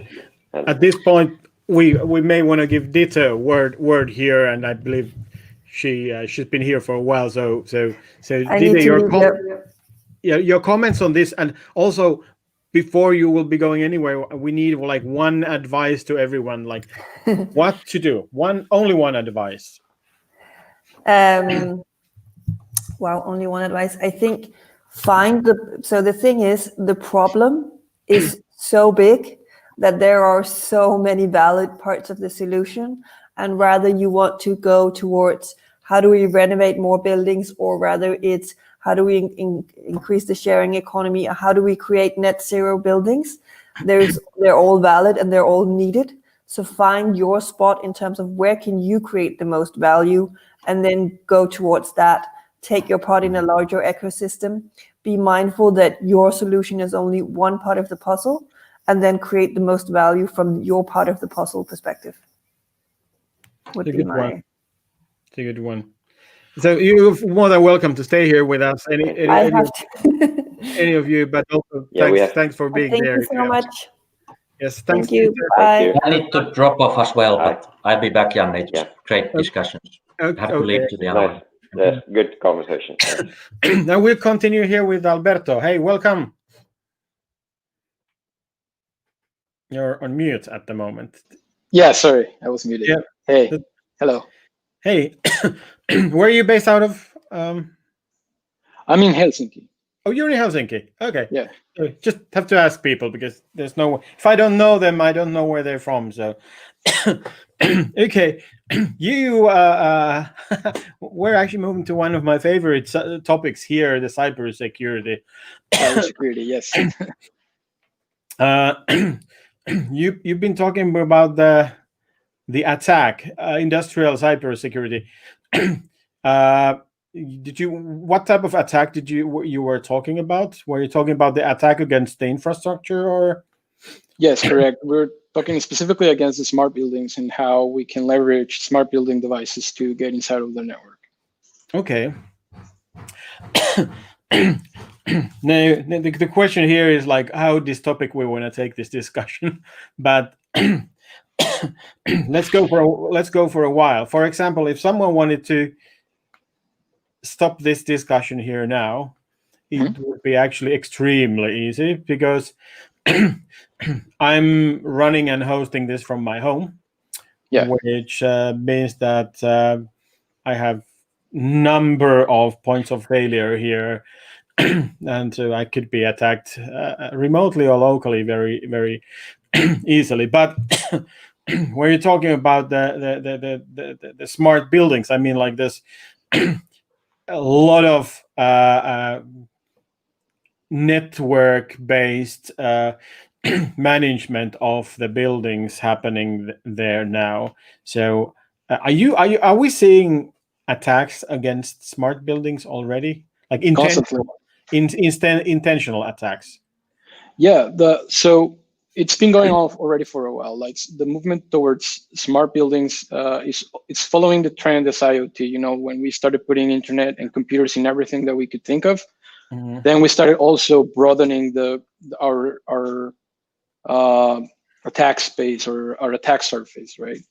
So things that were very difficult to attack in the past now have access to the internet, right? And if your access to the internet is not well protected, as you mentioned, your home network and or even the building network and office network, it can be maliciously used. And that's a reality. And also, like touching a little bit on the point of being insecure, the reality is that every single network is insecure. It's just a matter of time till an attacker finds a way in. But also you need to understand that when we're coming to this problem from the attacker side of the point of view, you're also in it for certain either information, leverage, or there's an objective behind it. And so when we're talking about smart buildings in this case, we're mostly thinking about access control. In our red team engagements, if we want to get into our client's building as part of our red team engagement, where we would need to show how their security is working or where is it failing, we will try and leverage these systems and try to, because it's a golden key, right? We're now having these key cards that will let us inside of a building, or we're having the application now that you can send a click and open the garage door or whatever. Yeah. If we can leverage this, then we have access to the building, and maybe we can reach networks that weren't supposed to be reachable beforehand. Smart buildings are also data centers. if you think about it, right? So it's not, it widens the space when you added the computer and the internet to these devices. And it's very fun to do as well, because everything suddenly becomes a puzzle to crack. And that's the approach that we have at KPMG. When we're getting our clients approaching us and they're asking for how can we be more secure, it's like, tell you what, let us try and hack you, and we can tell you from an attacker's perspective, where are your failings, where is it that you have most vulnerabilities at, and how we can help you harden those vulnerabilities and lower your risks. Because in the end, I mean, the truth of it is, as I mentioned, it's like no network is secure 100%, but they can be very secure and pretty secure, and we can make it so secure enough that it will be very difficult and very both in time and money for an attacker to follow you as a target. And that is the key point that we want to arrive in. What about the human factor there? Because especially with the time of all kinds of like perimeter security with humans, you also touching that, because it's even to some high so-called high security perception of high security offices, for example, it's so easy to tailgate or loan the key fobs or just whatever. I mean, I've seen that in the former mobile phone company's headquarters, for example. At some point, it's sometimes like ridiculously easy just by accidentally like going around the security. So how do you see the role of that? Is that still a big issue, or bigger issue even than before? Well, it's crucial. Like also it's important to understand that we're exhausting as well these easy to exploit vulnerabilities. And that take us to the first layer of this security sandwich that we have, right? Which is awareness and the humans that's are running the organization. So if we cannot hack the network, of course, we go for the weakest link. And if your employees or you yourself are not aware of how these social engineering attacks work, of course, you become a target. And it's very important for sure. One of the things that we do as well is these phishing campaigns and these trainings to detect this phishing as well, because it's been proven time and time that this is being the way for every single type of organization. The user will get the email and click on the link. We are accustomed to get this information and move around without understanding that sometimes maybe just clicking the link was enough to give access to the attacker. So of course, awareness is key. Like awareness along with visibility are two things that are very important. And in the awareness in the human side is like understanding how this works and how it can be exploited. You mentioned tailgating, for instance, right? And this is exploiting basic human politeness. When you're like, hey, you're coming also inside of the building, let me hold the door open for you. Or I forgot my key, please let me in. You're trying to help, right? And we forget that, or the thing with security is that whenever you increase security, you will always decrease usability. And this is also true for the human aspect. If you increase security, you cannot be polite anymore at the door, because now you have this risk and you have to account for that. And because it is the way in, and we have used that as well in the past. What about then sort of like the usability point now when people are working remotely a lot? So what's your take on the fact that that then people are working, well, like me, I'm working from home now, and I have actually realized that some organizations have chosen to take the extreme policy on all security, meaning meaning they actually everything is forbidden except for some very, very few ways to do. So it really doesn't work in this this common world. One good example is the the Finnish ministries, who are actually so much forbidden to use any work tools that they actually are losing the social working ways with people who are not part of their ministry. Really, so they even don't have the access always to talk to another ministry because the tools are or systems are forbidden. So how much do you see of this, like CISO, CSO, basically just like saying no to everything just in the name of security? And having said that, I've actually been providing solutions in my previous life to very large, high security organizations in the US, and I've sort of like seen the internal way of thinking there. So, but if you take the sort of like Finnish or Nordic perspective to this, well, I think mostly this year, because it caught everybody by surprise and it forced us towards these solutions, these remote solutions. The security managers were pushed into this catch-all solution of just blocking everything, right? Yeah. But as you mentioned, this is not sustainable, and it's not the correct way to work. It's not even like good in the point of view of security. Like, what would you like? What is the point of having so much security that you're also messing with your own availability? Exactly. Right? Yeah. So the thing is that because we have to move so fast towards the work from home space and the virtual private networks and getting everything online really fast because everybody's in lockdown.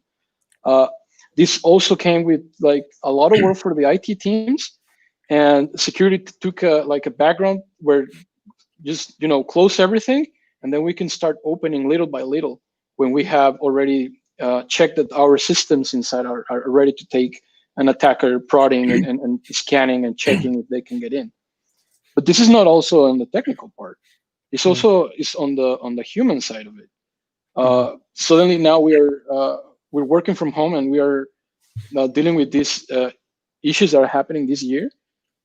And this all becomes pretexts that can be used against you, right? Like, hey, log in here for your access to whatever, use your credentials for work. Then you click on the link and you're in your working mindset. You put the credentials in, and you inadvertently already gave access to somebody else. Yeah. What we saw on the threat landscape is there was a steep increase on phishing emails that were using the coronavirus, for instance, as a pretext topic to get people to open links or download files and open them. And this became like the hot topic of the moment.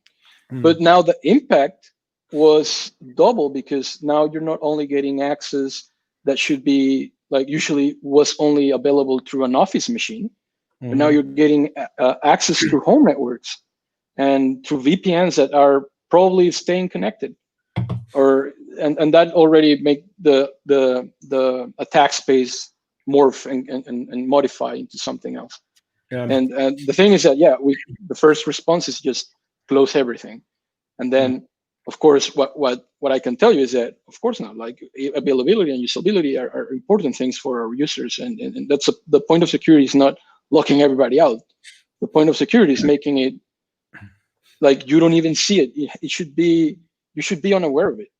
And security exhaustion is also a thing, and that's something that we should in the security industry should put also a lot of focus into, so that we don't exhaust our users with all these blocks that you have to overcome once and once, so that you can get your legitimate access.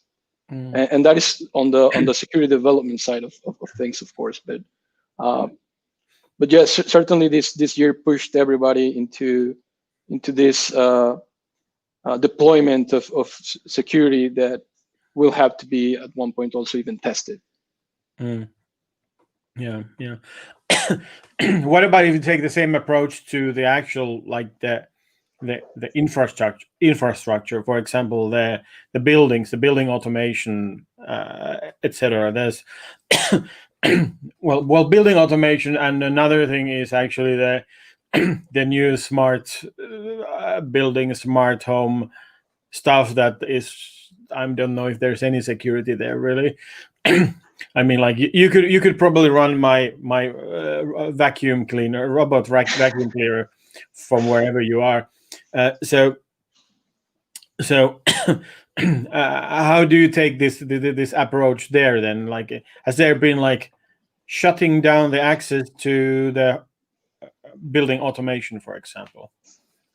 Well, certainly at least doing segmentation of it. Like, for instance, you don't need your users to be on the same IT or network segment as your automation systems, right? Why should somebody on the office have access to the alarm system, the smart alarm system? It makes no sense, right? So segmentation is a big part of it. That way also you, like, if you get a compromise on the enterprise network, say a user clicked on an email, at least your smart building security will be intact, right? It's one of the basic approaches that we take as well in industrial cybersecurity. But I kind of lost my train of thought there, but I guess that's the point that I wanted to make concisely. Okay. Great. I was sort of like waiting for Stefan Scherle from Sensorberg joining us here soon, because he ended his talk like 8 minutes ago. I hope he will come here, because it would be interested to get him into this discussion as well, and getting this IoT side of the security there. What do you see as the biggest emerging problem, and on the other hand, what do you see the biggest opportunity within the sort of like a building and infrastructural security, cybersecurity perspective? I've been noticing, and this I think is true in the industry, both in technology and cybersecurity, which is like tied to it. More use of intelligent systems or machine learning algorithms, right? One practical approach of this is biometrics, or for instance, this Windows Smart ID where you can log in with your face, right? Facial recognition, I think it's, in my personal opinion, is that it's a slippery slope, but it's also a tool, right? And I can see how that could turn into a way for giving access to smart buildings, right? Having cameras recognize you and just open the doors for you. Yep. And so the fact that we're using these tools now also begs the fact that attackers will also use it. And adversarial neural networks are a thing. And you can also create machine learning algorithms that will attack other machine learning algorithms. So this is, I think, where probably the space of cybersecurity will be merging to. And also automation, because we're already moving towards automation, but it's not going to be full automation until we can get the people out of monitoring the panel of what the system is doing. Which, of course, it has all its dangers and risks, but I think that's what's emerging right now. And of course, we are already feeling the crash of that IoT wave, right? We have internet everywhere, and we have devices that are smart, meaning that they have a computer attached to it for whatever reason. And so from the attacker side, I also see more automation as well. And it's going to be more intelligent as time goes on. They're going to start leveraging these tools, machine learning tools, to also automate attacks. And that's something that we are also looking into as part of our research of how this will move towards what's the future coming, and then what type of risk and threat landscape morphings we are going to see in the future. Okay. A question, I don't know whether Stefan is coming or not. Maybe he'll come later. There is the thing with the IoT and security hardware. There's huge platform war going on with the IoT, or has been already for a few years. So how you see that going forward? Like who's going to own the IoT space, and how many platforms there will be What's the situation there from the security perspective? Right. So there's a bunch of research being done in IoT and IoT protocols as well. And it was surprising to see. I mean, I understand where it's coming from, but at the beginning of that was that everything was insecure by default. And while we have all these lessons learned from the IT space that everything should at least try to be secure by default, and the IoT space was like openness by default, and that was like what was being pushed by the vendors. Now, what's happening, of course, is that this proved to be a very bad idea because everybody's gaining access to restricted places through the IoT devices. So now the industry is moving towards secure protocol, secure by design, secure by default.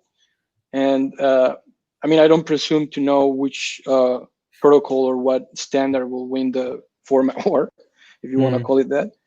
But certainly, I can say that security is going to be a big part of it. Like, if your device can provide a level of security that can be measured, and we can take that into a risk assessment and understand how that will complicate our landscape, our threat landscape, or the threats for our organization. Then it will be easier to adapt it and to have the budget to spend on something that we know that won't be increasing our risk at that level. Yeah. So I would wager that when you start seeing that these protocols and these devices start using security as a point of sale, that we're reaching that point where it now has become a necessity. And I think that's a fact. Yeah, but who's going to win? Who's going to win that platform? Or is that going to be is that going to be one like a global standard for IoT? I don't think so. There's never going to be a global standard in technology. That hasn't been the case since the beginning on the internet, and we're like always debating if we should keep the standards that we already have. So I don't think there's going to be a standard. But I would say that if I had to choose, I would go with the open source solutions, the ones that are driven by the community, and what they are offering as innovation, because that's where it's happening. They are very close to the problem. They have a very varied mindset to these problems. So the open source community is now leading, and we can see that, for instance, with Linux, right? Linux is everywhere. It's in our servers. It's in our phones, and they never presumed to win any war, but it was just the community push to get what we wanted as developers and as security people, right? So I guess that's will be. I wouldn't call any names, but I would say open source for sure. Okay, well that's close enough. Hey, I think I've asked you a lot of questions. Are there any final words you want to say before I let you go? Well, if you have in your organization these type of devices, or you have your curiosity piqued by what we have discussed today, feel free to reach us. We can always provide more insight into this, and we can help your organization get more secure. Excellent. Thanks, Alberto.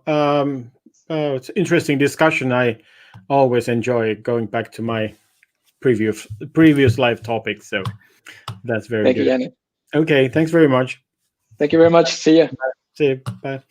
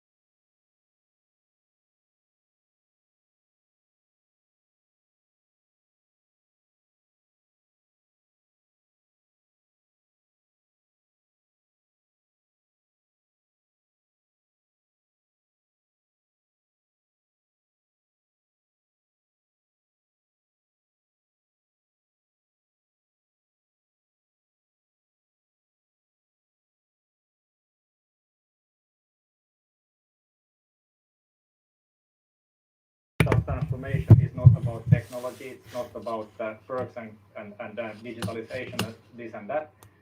And he's right, it's about all those things. It's about digitalization, it's about physical experiences, and it's about culture. So what we want to achieve is engaged and inspired employees. And how we achieve it is through digital experiences, physical experiences, and corporate culture. And what we get out of this is the desired employee experience. So, for example, if you have a culture that embraces agile, lean, collaborative, open, and so forth, you need to have services, digital services that can address these cultures. So you need to be able to work from wherever. If you work in your office, if you work in a co-working space, if you work from home, if you work from an airplane, you need to have services that sort of connects the physical and digital experience. And this goes far, far, far beyond only using Teams or Slack or whatever it might be as a collaboration tool. The transformation drivers are more or less new ways of working, corporate identity, and market shift for disruption. So during COVID times, for instance, now we see new services coming along all the time. That's market shift. That's a disruption. We get Finnair, for instance, putting out flight meals in the shops. We get Volt sort of expanding their services to delivering more than lunch boxes, and so forth and so forth. So we see market shift and disruption. What happens through that market shift is new ways of working. So that enables sort of us also working from home. We get different kind of delivery services to our homes and so forth. And of course, that puts the corporate identity into new life. So through this, we get a design that is made for you, for the employees.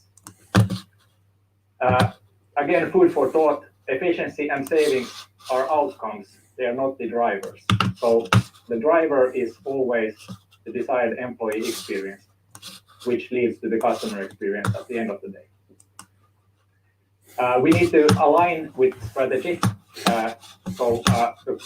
Whatever you design, whatever you do, you need to understand what the corporation or company is offering, what their ambition level is and how the culture is visible. And I want to stress the fact that through spatial through spatial design and through digital experiences, that's the most sort of concrete thing how you can make corporate culture visible to the employees. So again, we get growth, we get collaboration, innovation, ecosystems, and so forth. How we enable this is through transparency, agility, trust, and of course, what we get out of this is functional, fit for purpose, inspiring, and so forth. Again, culture. You can't stress that enough how important culture is when you want to embrace employee experience and when you do workspace design. These are examples, but these are more or less things that again most companies want to achieve. You want to achieve collaboration, an open-minded culture, an empowering culture, and a culture of trust. For instance, if you do not have a culture of trust, usually that means that the leadership or the mid-management in a company, they want to see their employees. They want to stay in touch with their employees so that they see that something is happening. In a culture of trust, you always basically give the power to the people. You can make your choices of however and wherever you work. You have to as well determine your ambition level. So where do you want to go in this new kind of environments, in this new kinds of mixed presence working?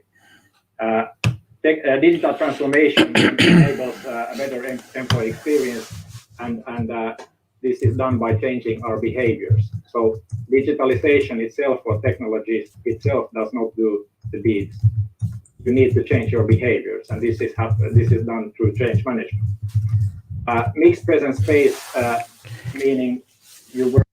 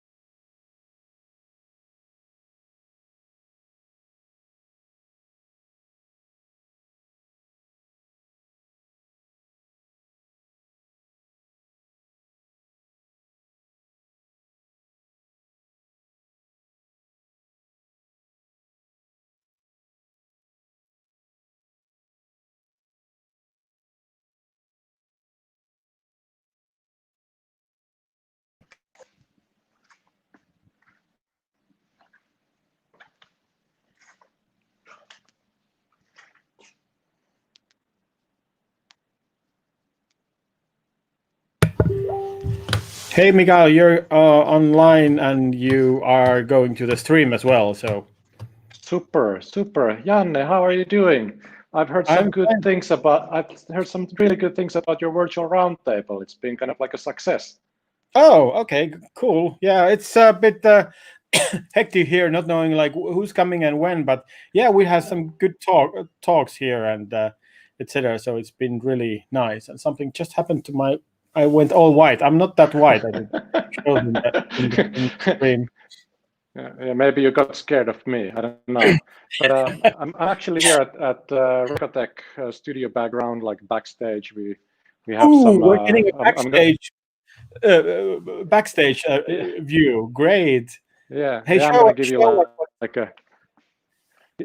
It looks like a. Here's our makeup artist. Hi, you're live on the on the video. But like, yeah, it's pretty normal. We're here at the Hotel Presidenti in the center of Helsinki. We have the makeup studio here, and actually here's our last speaker. Patrick is going to come now, and he's going to take off his mic, and he's going to join this virtual roundtable soon also. Oh, cool. That's that's really nice. So Patrick, do you want to say hi? Hi. Patrick will join you soon. I will join. Yeah, I have a interview first, and then I'll join you. Okay, I have a very good question for you. I'm gonna challenge you on some things here. So. Okay. Sorry, I'm using my headphones, so Patrick can't really hear you. Okay. But yeah, I can show you around to the studio. We're just about to lose you. Pathways. Yeah. Okay, now you're back. You were just have no idea the last two sentences you said. Good. Yeah. It doesn't matter. Here's the production. I'm going live to the event, so you're in the event also. And there's actually Anssi speaking there. Studio. Wow, I don't have such a cool mixer that as you guys have there, but it's okay. Yeah. But how has I'm sorry, I'm gonna go again through this tunnel, so maybe you're gonna lose me for a second. Yeah. So yeah, it's been for you. It's been good. Yeah, we had very interesting discussion in the morning with Alf and Zach. Well, we know with Alf we have a history together, so we sort of like get into the topic straight away, and Zach was really good there as well. And it's good. We've been talking about the future and the disruption and the pandemic and. The Nigeria being the next emerging country for prop tech and cyber security, building security, home automation security, sustainability. With Jyrki from Rakli, we sort of like killed the thought of using square meters to value anything with the buildings and so yeah, we had we had a lot of things going on, interesting discussions. Sounds good. There's actually room for some more people, so actually for those who are participants, I believe they have the StreamYard link available, right? So yeah, they have it actually on the Swapcar platform that we're using. So, yeah, if you're watching the stream, underneath there's like this button, join the conversation. So if you just click the button, you can join, like I did actually. Yeah, exactly. I was like, oh, it's Mikael, great, and I just let you in. So there is a back room, so I need to allow you. So please wear something. Clothing if you want to join us, but that's pretty much it. So just feel free to join us at every time. And of course, well, this all will be is the whole thing is streamed live to the PropTech Finland's Facebook page and on YouTube and on the Swapcard platform, and of course then there will be a recording of this. So it's going to be a nice 7.5 hours from today. So we're now 4.5 hours and counting. So So yeah, and one more day tomorrow. So exactly, it's gonna be a lot of content. Yeah, but that's good. I'm just happy I don't have to deal with the files that is the result out of this, because I was just counting that might be a 10 gigabyte video file for someone to edit. So, but a lot of good stuff there. So everything fine on your end there. Yeah, everything fine. Of course, there's some small technical problems here and there. Then of course, when you have so many speakers coming online, some people come a bit late, some are quite early, and but overall, I think that everything has went quite well with not big hiccups. Maybe the biggest thing that I would hope for from all the attendees is to use more of the platform, so more meetings, go see what the partners are offering, join this virtual roundtable, for example. So all these kind of things. But I guess it's a lot of firsts. You create firsts. So there's a lot of firsts for everybody who are attending these kind of like meetings or like these events. So little by little we are changing the culture how the hybrid events work. Exactly, and I think it's a good one. I've been participating actually in quite a few virtual events already during the pandemic, and to me everything so far looks really, really nice. I mean, like any event, you always have something that was not planned, but hey, the big thing is there that the participants don't know what was left out. So that's a good thing. For the arranger, it seems like you see more mistakes than the people who are the actual target see it. So yeah, that's actually true, because I've been stressing about some smaller details that, like you said, nobody noticed except me. But like I should try to like just let it go and just enjoy the event. And there are some new things we're learning all the time. For example, there has been some questions to the speakers that never made it to the actual keynote. So when they come over to me, and I'll actually I get the questions here, so we can talk about that stuff, and even more than just asking the questions, we will actually take it deeper. So it's nice. So I have like 2 questions here waiting for Patrick already, so they're coming here for me. So that's good. Is Gavin also joining? Do you know? Well, he was supposed to join now. I haven't seen him yet, so maybe he'll come later.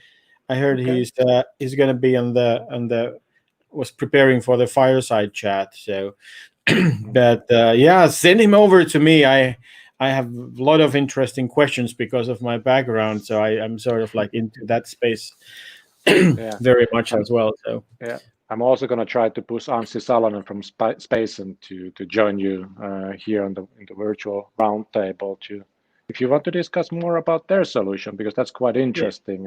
I actually don't know what they do, so that would be interesting. I mean, like I know Anssi, but I don't know what the thing his new thing is. So okay, well, I'm not going to tell you anything. You can ask it yourself. Yeah, then let's see if I'll just go laughing. No, I wouldn't do that. But let's see. I'll dig in deep there with him. So just send him over. Right. I'm gonna be here like until 5 o'clock, I guess, or something like that. Yeah.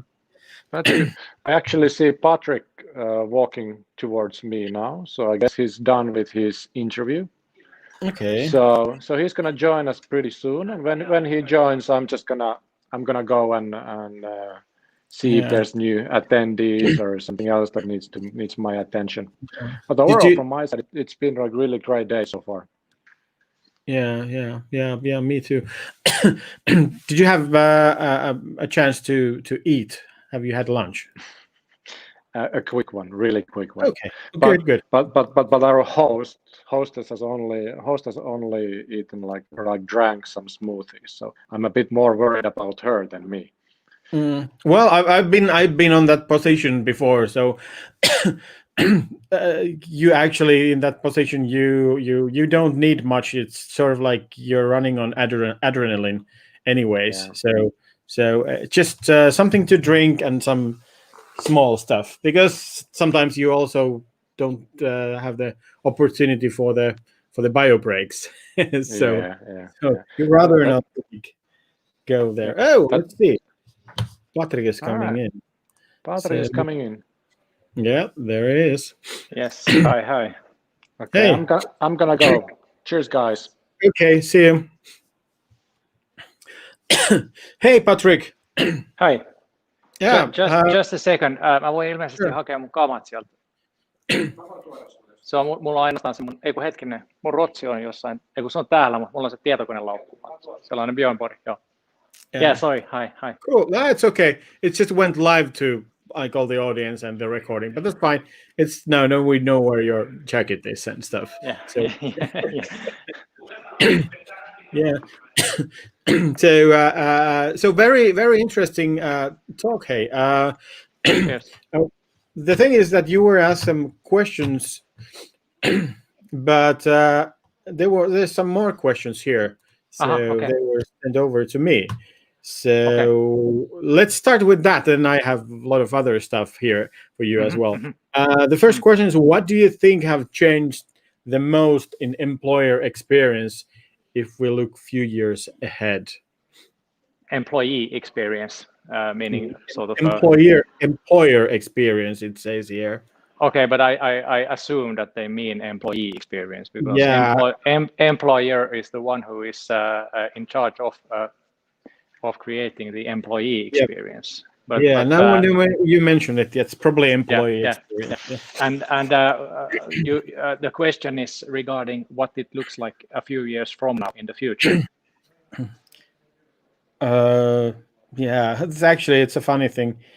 What do you think have changed? What things have changed if we look a few years ahead? So I don't know if it's like in the past or in the future. So okay. I think it is actually referencing to the history. So what has changed? Well, maybe I can answer in twofold then. From history, what has changed dramatically now during COVID, because the most dramatic change is now what we have seen. It's of course that we have made an enormous digital leap, understanding how to use different kind of remote working tools, digital tools, collaboration tools, and we have started to use those also pretty neatly and seamlessly. The problem here is, of course, that the social networking, the face-to-face social networking is lacking, and the silos are breaking, or the silos are again built up. So what when we think about the past of employee experience, what we did achieve pretty nicely with the new kinds of working environments is that we tried to break the silos in order to enable growth for corporations. So that growth happens through people meeting in activity-based working environments. But now during COVID, we have sort of drawn ourselves away from that due to the remote working, or because we have to work remotely at the moment. So we are now working excellently between teams, but again, the cross corporation collaboration is lacking. So this is something that needs to be addressed for the future. So then we go to the employee experience of the future, and that's going to be more and more digital. So the digital tonality of the employee experience is going to be really, really, really big. And what that might be in the future, or what I think it will be in the future, is that we're going to see, for instance, holograms that you can basically take your glasses on and you can blow up with a hologram your workstation, or you can blow up a hologram of yourself or someone else to speak to face. We're going to see virtuality and digital twin models in also work environments. So a digital, basically a digital workplace, a digital hub where you can meet with your co-workers and employees. And that's the same. We're going to see like the same things happening in digital as we have seen happening in activity-based working for a couple of years back. No, hey, we have Antti joining us as well. Hey, Antti. Hello. So just hold on, Antti, for a second. We'll just hear with you can join us soon. So, but what do you think, Patrick? How have people adjusted to this new situation, which came like very quickly?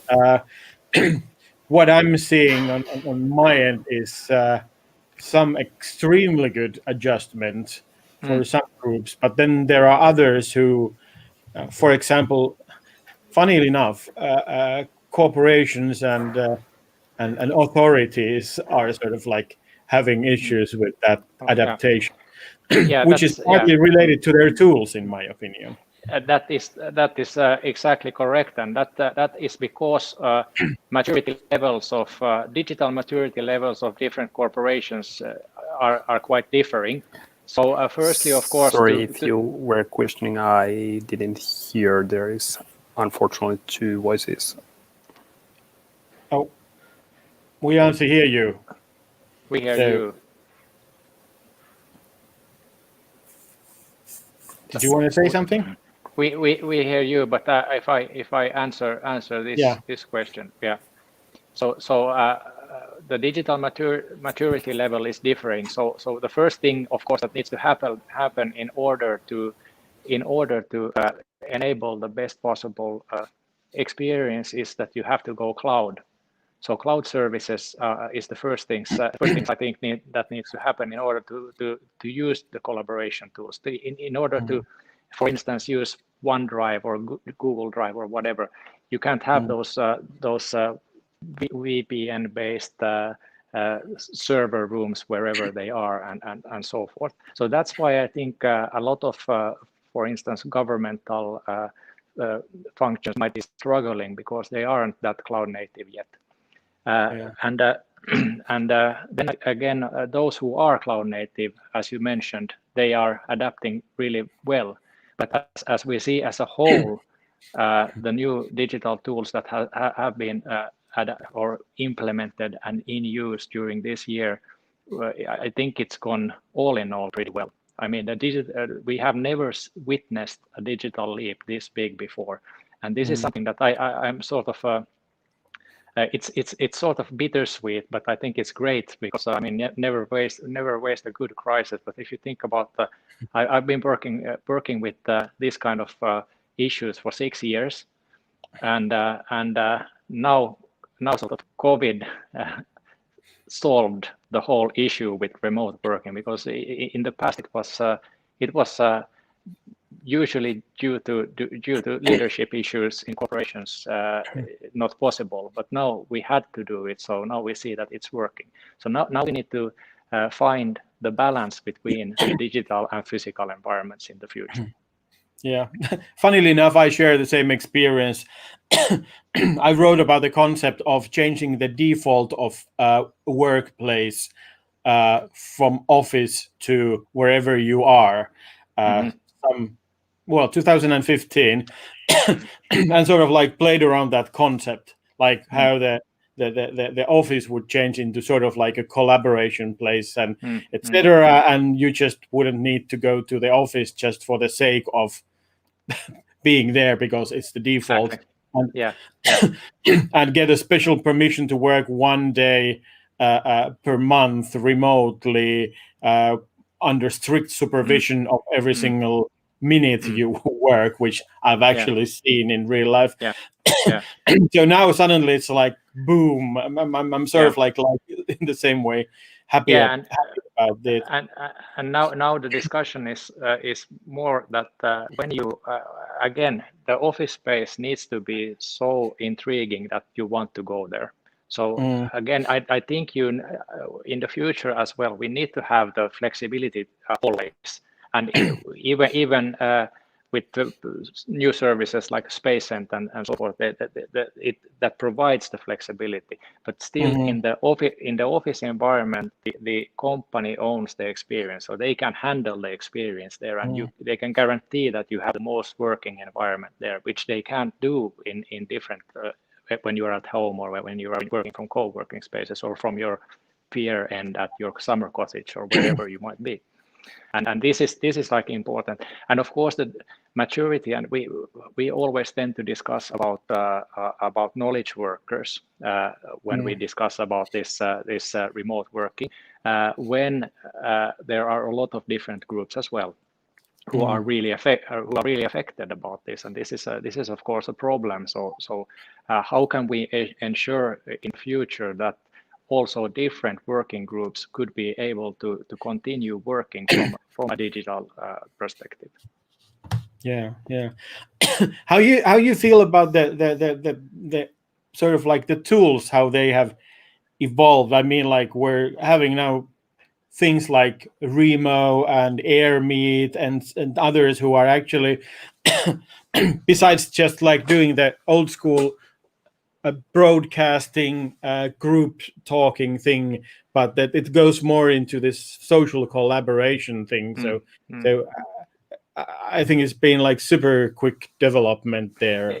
Exactly, and I feel the same. I mean, COVID has accelerated development, I mean, humongously, again, doing us a big favor, moving us from sort of this operational speed to innovation speed.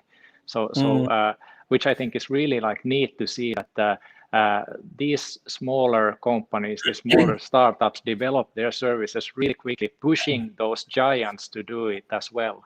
So we have seen a lot of like good things happening within teams also.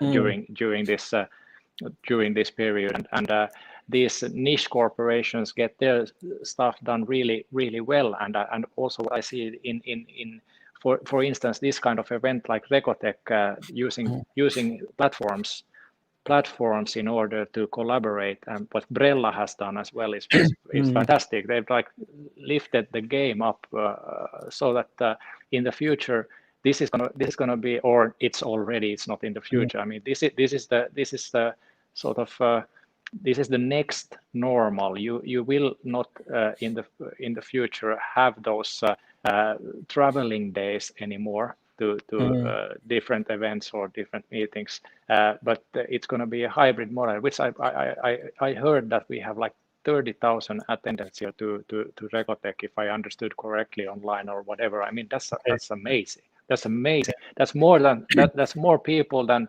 Slush brought in last year. I must say I have no idea how many people are attending, but but it's the thing here is that the oh, we have someone coming in. Wasim Rashid. Yep. Hi there. Hey, Wasim. Hey. So what we did is the now I lost the thought. So what has changed here is that some people are saying, I even heard someone saying it here today, that we are going back to how it used to be. Like people are missing the physical meeting of people. Even our friend actually said that this is just like an overreaction, that that it's not going there. But I mean, like what are your thoughts on that, Patrick? Yeah, I think that yes, Alf is probably right that this is sort of overreaction, but it's due to the fact that we didn't have any alternatives. So it's in that sense, it's not an overreaction at all. I mean, what is the alternative? So we are adapting as human beings to new kinds of methods and new ways of working. And I feel as well there is a fatigue happening at the moment. I would prefer, and that's why I love to come to these events when I speak on site if there is a studio, just to see some people, to sort of get the feel of the event. And that same goes for meetings. I mean, if I have a possibility, I want to go to the office just to meet people. I've started like a couple of weeks back in NewSec, and it's not easy onboarding to a new company when you don't have face-to-face meetings. So I feel yes, in a sense. I mean, what Alf is referring to, I think a lot is Hans Rosling's factfulness, which is about everything is fine. If you look at the big picture, this is a small drop in the Atlantic, and everything is more or less fine. And we will move back towards something else. But what we have done during this year is a major proof of concept of using digital enabled tools, and from that there is no turning back, and there shouldn't be, because then this year would be lost. It would be a lost cause. I agree. I must say that I personally have connections from all around the world, and being related to a number of organizations, I'm super happy to be able to communicate and being social with people around the world. So, but I think it must be different for different people. I'm like this extreme extrovert person, but I this is enough. I mean, like I don't need to smell people to have the enough social engagement with them. Exactly. And of course, I mean, it's as I worked in the travel industry, and of course, I mean, if travel wasn't needed, then it would be no good. It has a so big social effect on workplaces and so forth. It's still, I think we're going back to some sort of a level that we have seen before in traveling as well, because people are more or less still they tend to forget that what was the big deal, and then we go back to the discussion of CO2 emissions and stuff like that, and how bad traveling is and so forth. But as I said, I think this year has shown us human beings that things can be different, and things can move fast if we want them to. I know this is not about the travel industry, but now when you mention it, I realized yesterday talking to one German startup in the travel industry, and they are actually they come from the guide part of the travel industry. So they are now. Whoa! What happened? Oh man, we lost him. Patrick, come back. Oh. Sorry, that was not my intention. That was not my intention. I need to leave, however, soon, but that was not my intention. I looked at the chat and then just disappeared. But okay, yeah. I thought like, okay, I know he talks about travel industry. But no. Finish your thought. Yeah. So I talked to the guys who've been working on the guide part, and they sort of like were building like a new system, a global platform to provide like virtual online place where you can very easily sort of like package a unique solution for who you want to travel. So instead of having like a packaged group travel, maybe you will just you go somewhere, you fly safely, will have one guide who will take you all over the place and will help you out, and you don't like travel in groups or something like that. So I think that like it's just a sign of like that the industries and people are adjusting to the situations quite well. There was another question for you. And we kind of talked about it. The question is, how much has COVID speed up the digital workplace? And that we talked about already. But how do you see the times after COVID? Well, now as the situation is as it is, and we know that there is a problem with the people are sort of getting drawn away from the work environments and the social connections. We need to focus a lot more about concepting the digital experience so that you can sort of seamlessly connect to whatever environment you might work in and to other colleagues. So I think there is going to be sort of what happens next is a jump or we talk about a leap, hybrid leap. So the hybrid leap towards mixed presence working is going to be the thing that we're going to see in this industry. So mixed presence is the next activity-based working. So we're still going to see corporations, I think, having their some sort of headquarter hubs, but how they function in the future is more as a meeting ground, as a collaboration space, because you don't need to go to the office to work at your PowerPoint presentation. That's not necessary. And then you're going to have these smaller satellites where you can again, where the corporations own the employee experience, where they can see that everything works to the best way possible, and a mixed use of different spaces, as well as I mentioned, Space and who's working as a sort of Spotify for spaces, for co-working spaces. So I think a combination of these new kind of physical needs and environments is going to be more seamlessly connected to digital, and still corporate culture needs to be sort of re-evaluated as well. And I believe that we are going towards these virtual digital twin models, so that you also in the future, when VR and AR technology is evolving, you can connect to your working environment from wherever without putting like the big helmet on. You could maybe have a more ease of use access. Yeah.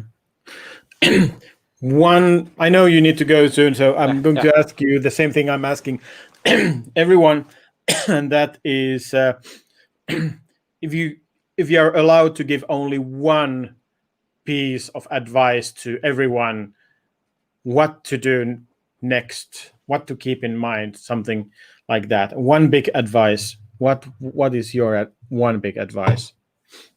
Well, that's a big question to a person who likes to talk.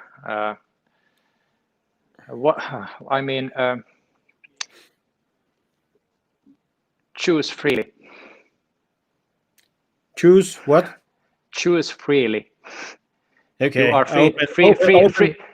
Yeah, freedom of choice, and that's the advice to the human being, to the one human being. But that puts corporations and me to work, because we need to enable you to choose freely.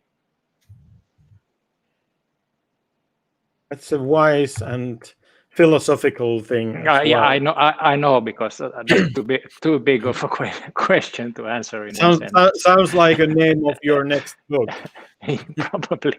Probably, yeah. Okay.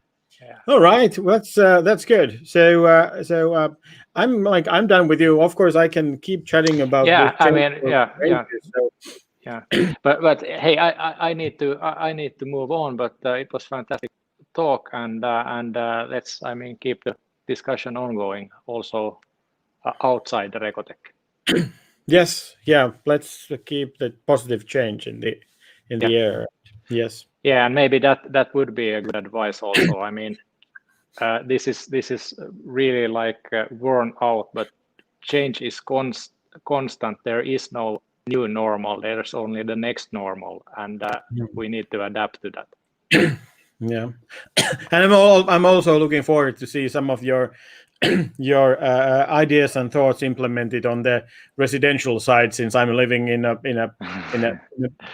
apartment managed by your guys. So oh, really? Okay. Looking forward to see what's coming up. Yeah. I'm looking forward to working with those guys so we can accelerate everything there as well. There's plenty to do there. Yeah. Hey, but thank you so much, and see you, and have a good one.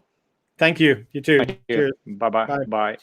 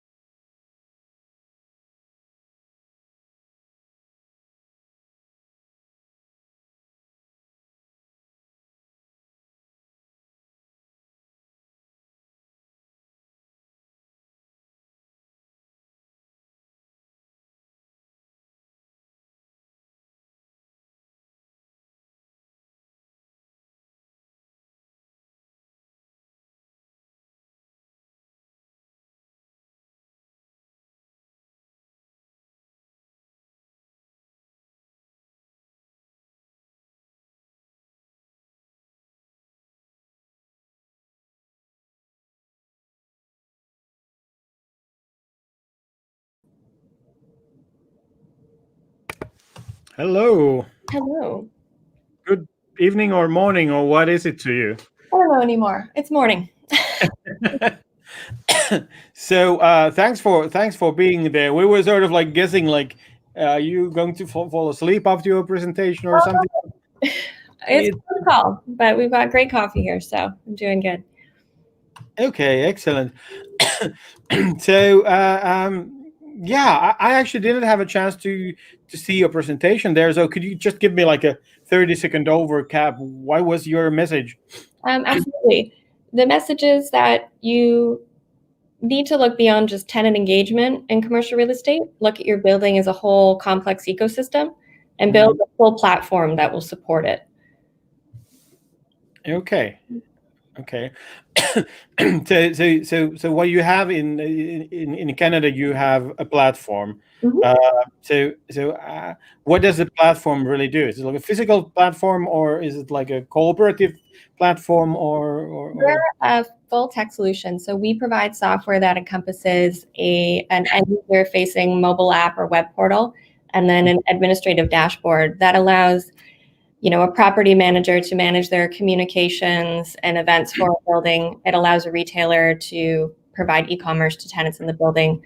And it allows me, as somebody who works in the building, to invite guests, use my phone as my access card, and just have all this information. So anything that's happening in an office tower in this ecosystem we think about is powered through our platform, either natively or through connecting with other software providers.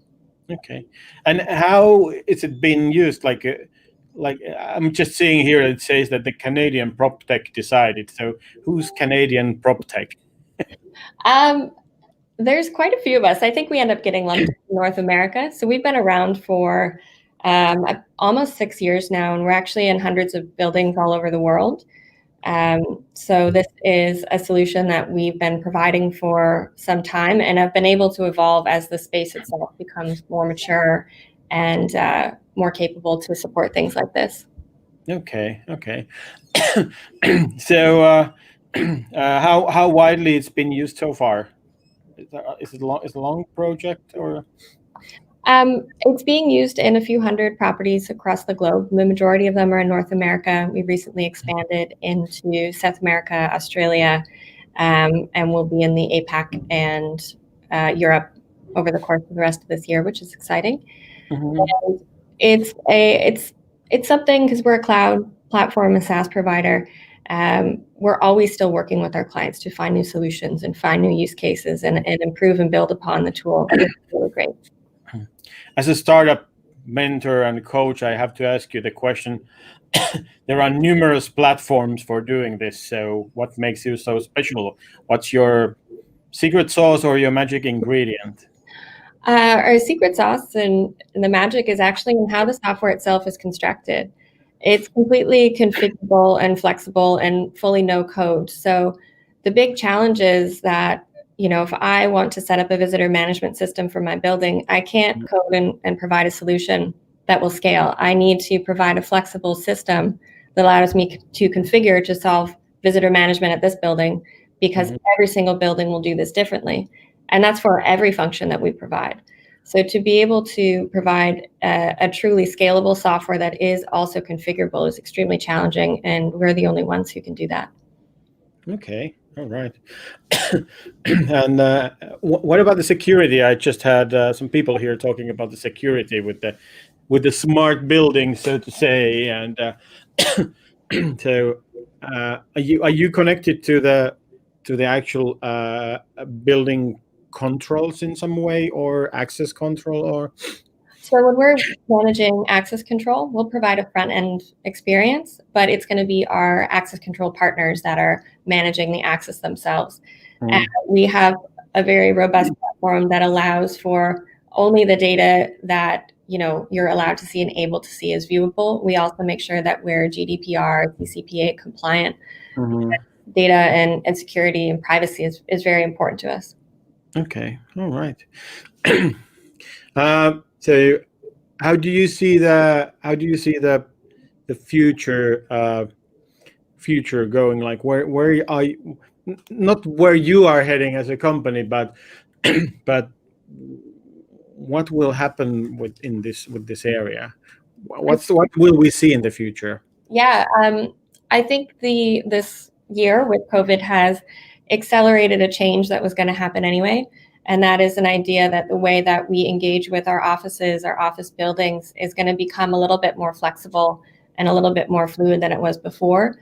And that could be with an idea of partial work from home for some companies, or reconfiguring my existing office space to be able to provide a better experience. And I think it's going to shift into seeing that the office and the office building and everybody who's involved in that ecosystem is now also responsible for ensuring a good experience in that space.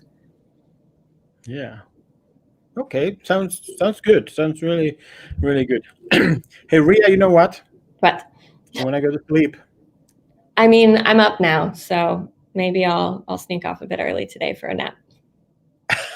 You think you're just gonna? Oh, I'm gonna power through. Yeah, I'm just gonna have another coffee and start really early. Okay. Well, I think I'm not gonna tease you any longer. So there's one more thing I want from you. I need you to tell only one generic advice for the people, like how to deal with the future, what to do. One thing. prepare to be adaptable and flexible. Is that two things? Adaptable or flexible, how's that? Because we don't know what's going to happen in the future. So we can't get too stuck in our ways. Be flexible. Yep. Yes. Okay, that's great. Hey, thanks very much. Thanks for being here for us. I heard you had a great talk. I just didn't see it myself. So, and thanks for being with us in RecoTech. Yeah, it's been great. Hopefully, the next time. All right.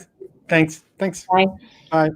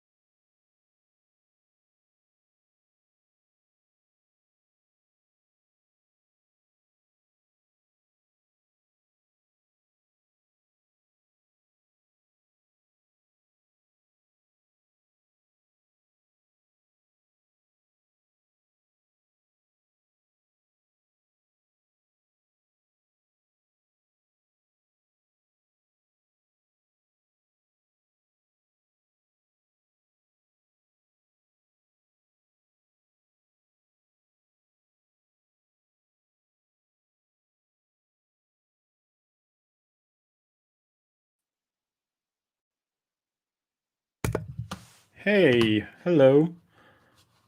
Hello. Okay, yeah. Thanks for coming. Whoa, where does that come from? Sorry.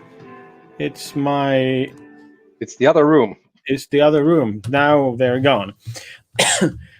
Hey, welcome. You just came off from the panel fireside chat. That's what we call the panel here. So how was it? Well, I think that was great. I think we got a balanced view on what the benefits for working with indoor climate data are for property investors, for the tenants, for the users. So I think it was quite nice, nicely done. Okay. Did you have any disagreement there? No, actually, there was a point where somebody thought they disagreed with me, but actually agreed with them. So it's okay. Okay. That's good. But so what is the situation? We were actually here discussing before about the sustainability thing and the problem that the the properties are being valued by square meter or square foot, depending where you come from, and that's pretty much the only way to value it. But no one's doing the valuation in some like a more holistic and higher view thing. So it was we were also talking about the CO2 of the of the buildings, like the construction and maintenance, but then also sort of like the purpose and use efficiency of the space. So what's your take on that? Have you come across with this sort of thinking before? Well, first of all, I think there are models already out there that actually are rewarding for having a better air quality. For example, these private-public partnerships that we have been seeing now in the public sector, taking in a kind of a building as a service. And there, if you don't perform according to standards that you set, there you don't get your monetary rewards. So that's one indication where indoor climate data can help establish those kind of standards. But for sure, there's opportunity for more widespread commercial use of these new standards and so on. And it's still very much underutilized, and I still haven't seen a lot of communication out there in the rent market for tenants to really saying that, hey, we have this air quality thing under control, and these are the results here. Come here. If you go to another place where that's not exactly the same, you never know if your air quality is good or not. Exactly. But is there something that could sort of like also affect the value of, like, for example, rental price?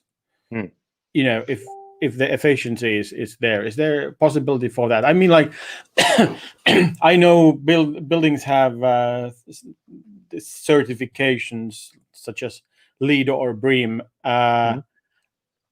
My personal perception, only based on what I've heard and what I know, that having I've been working in one renovated diamond LEED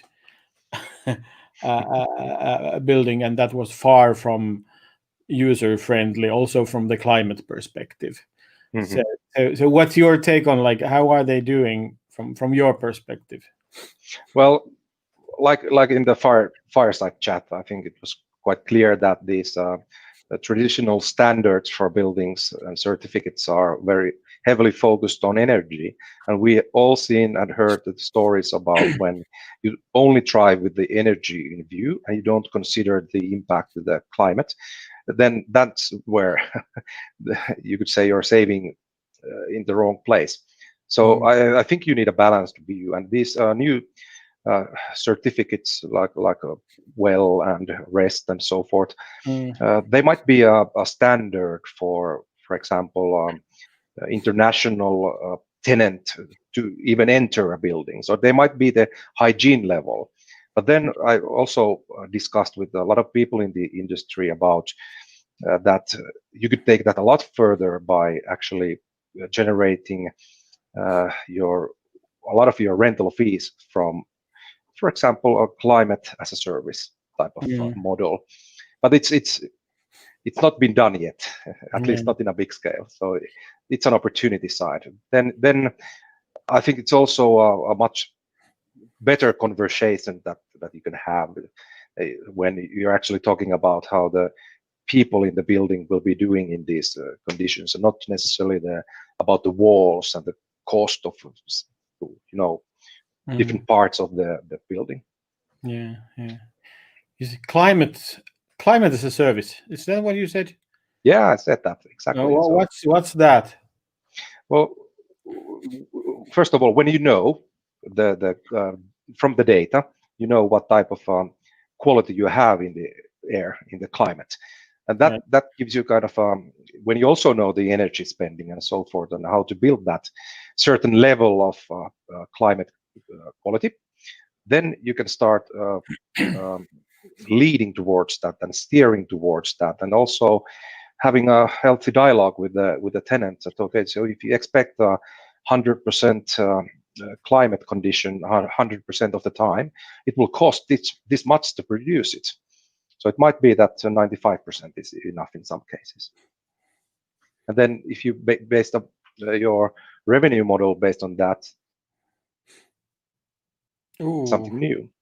Maybe not entirely, but we heard today that there are some players in the property industry now moving away from square meter pricing into more per hour or per day pricing. Okay, so what we talked about getting rid of valuation through square meters, so it's happening. It's happening. Oh, that's cool. That's cool. I hope it was actually Jyrki from Rakli who brought it up as a problem here. So, oh, that's a very interesting thing. What do you think? Like, have you been following the discussions here now during today, the different talks? Well, I only managed to see a few talks before our fireside place, so it's I had to attend some customer things before that. So it's okay. Unfortunately, not all the. I didn't see all the talks. Okay, what's your take on then? Like, good thing. Where is this thing going? Well, the industry. Well, maybe the theme today I've seen was a lot about digital.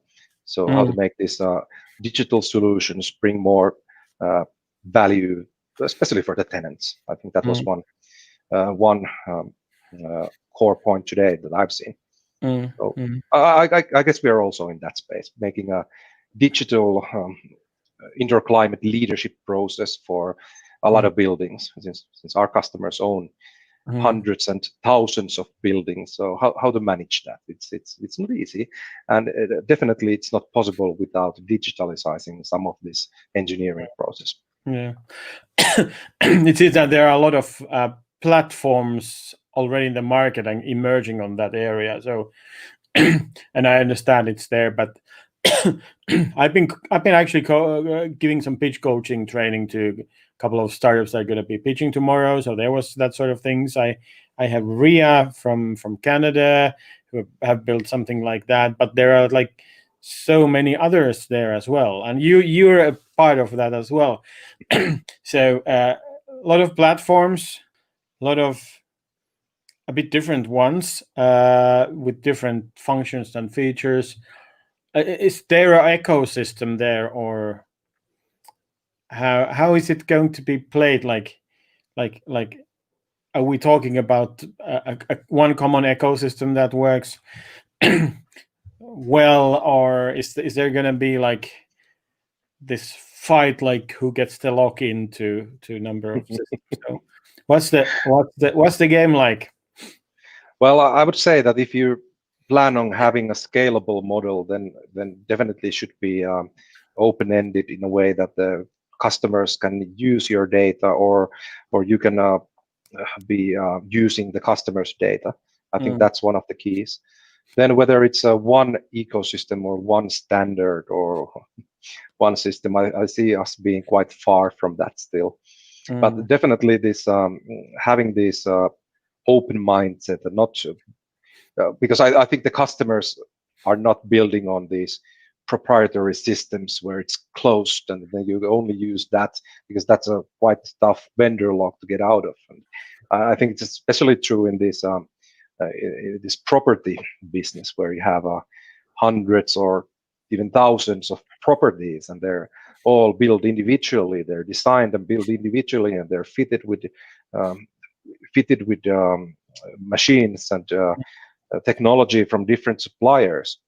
So it would be very hard to see that we somehow transform all of those tens and hundreds and thousands of systems into one very easily. So at least what we can do is to make sure that the data is open and usable for anything the clients might want to use it for.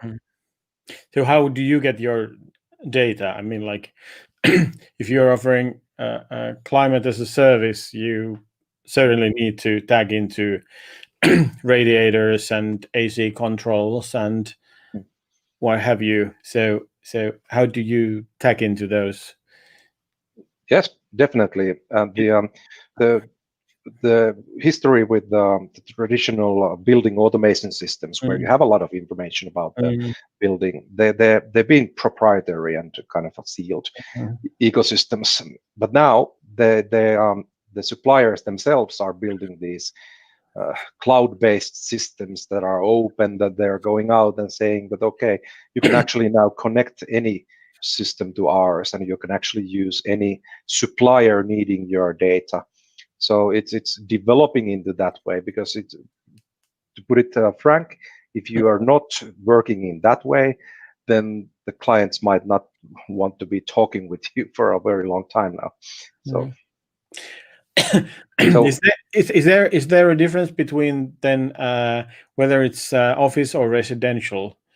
Because I'm thinking if it's residential, I'm just thinking the apartment we're living at the moment. I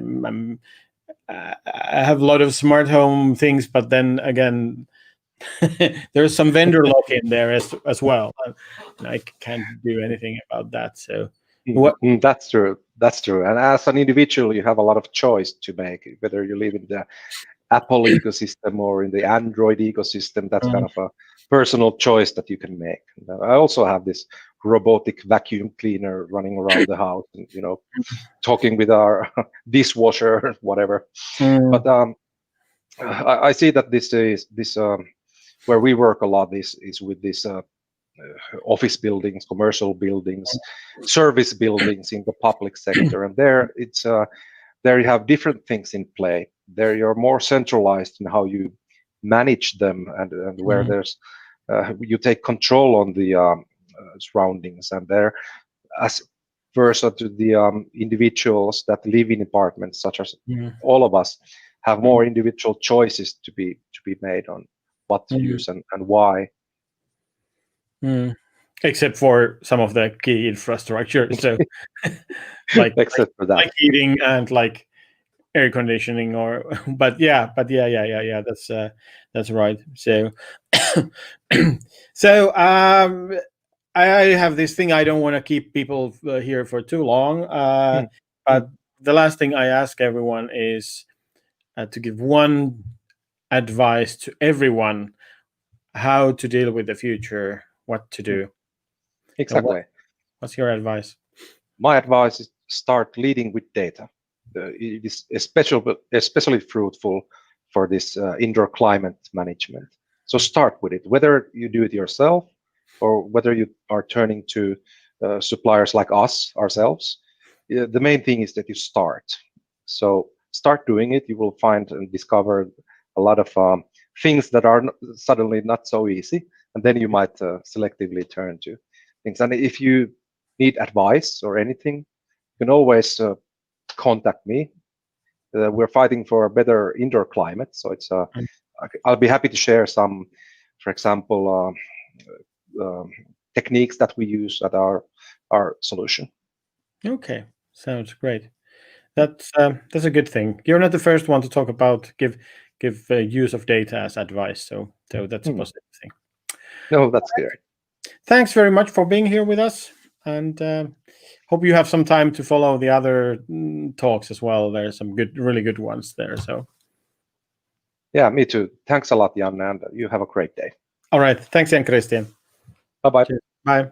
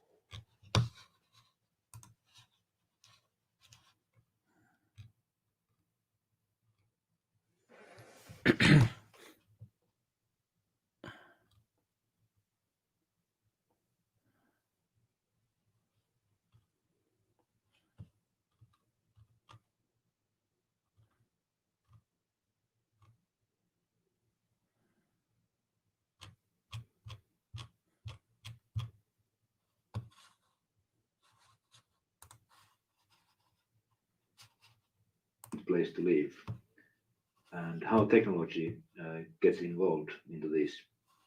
There's an illustration here which everyone I believe knows that we start currently from the bottom, from smart buildings, where IoT, as we have heard today also great presentations, where IoT has played a key role.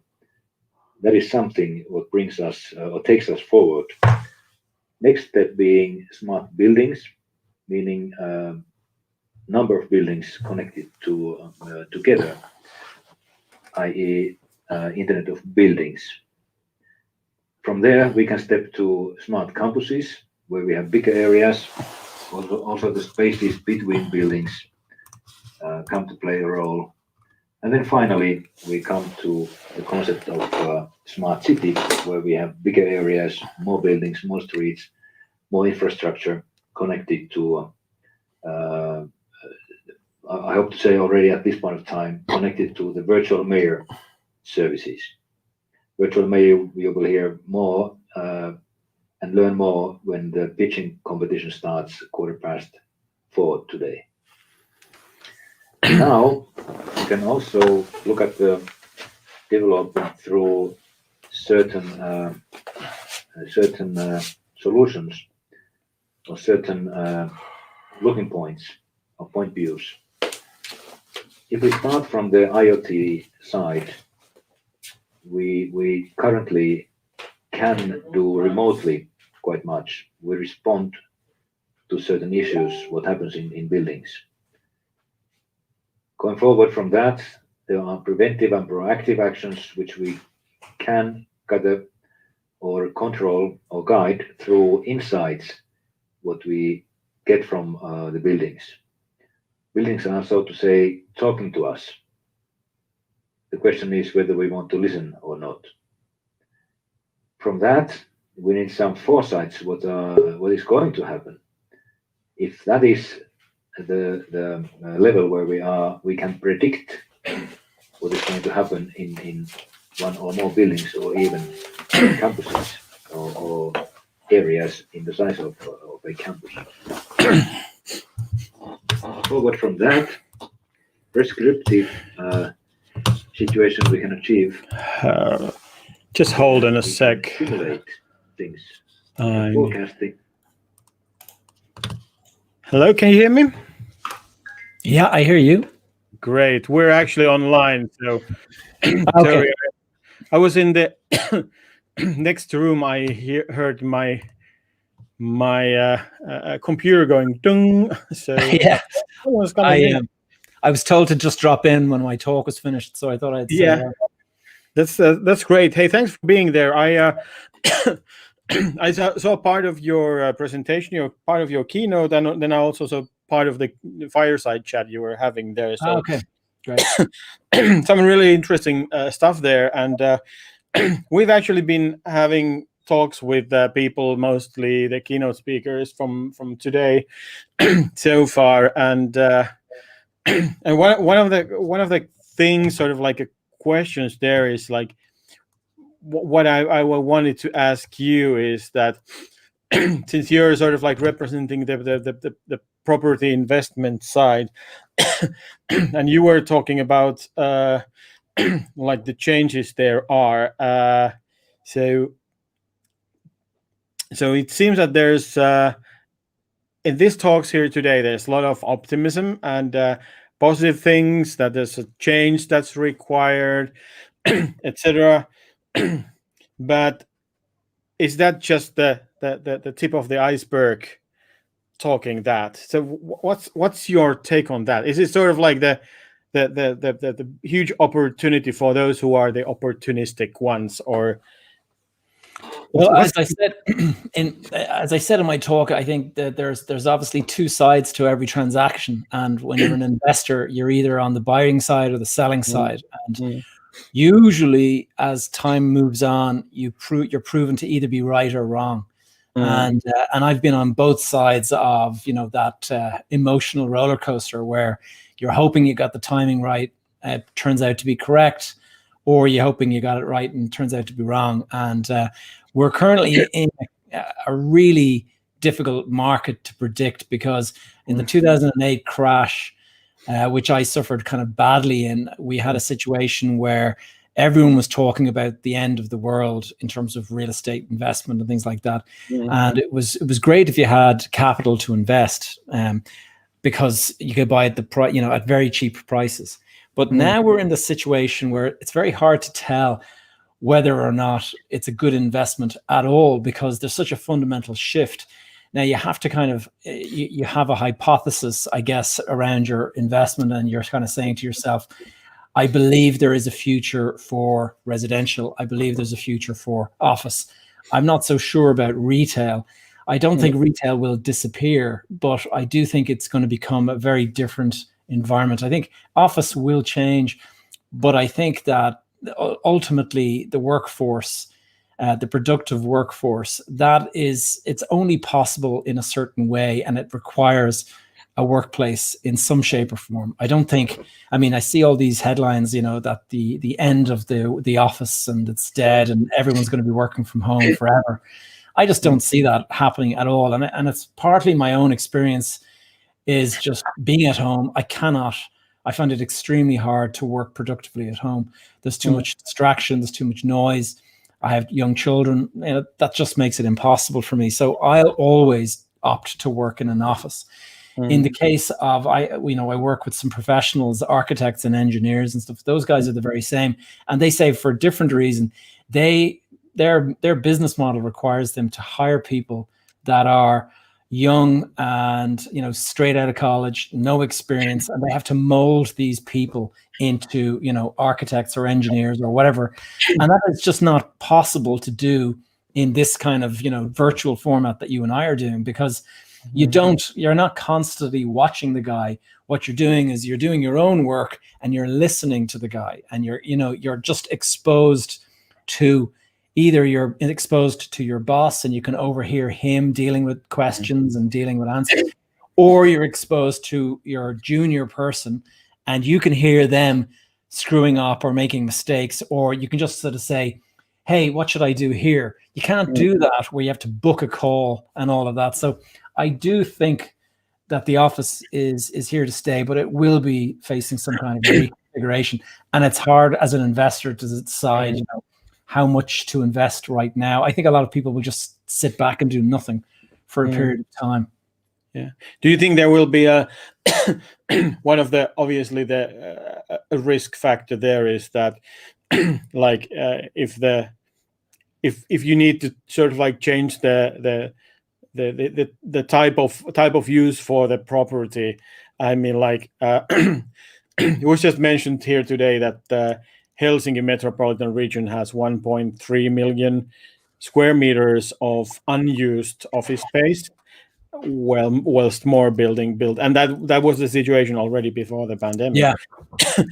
But they actually don't get the permission from the city planning to change them into residential, for example. So is that sort of risk factors there? Because like you said, no one really knows how it's going to be.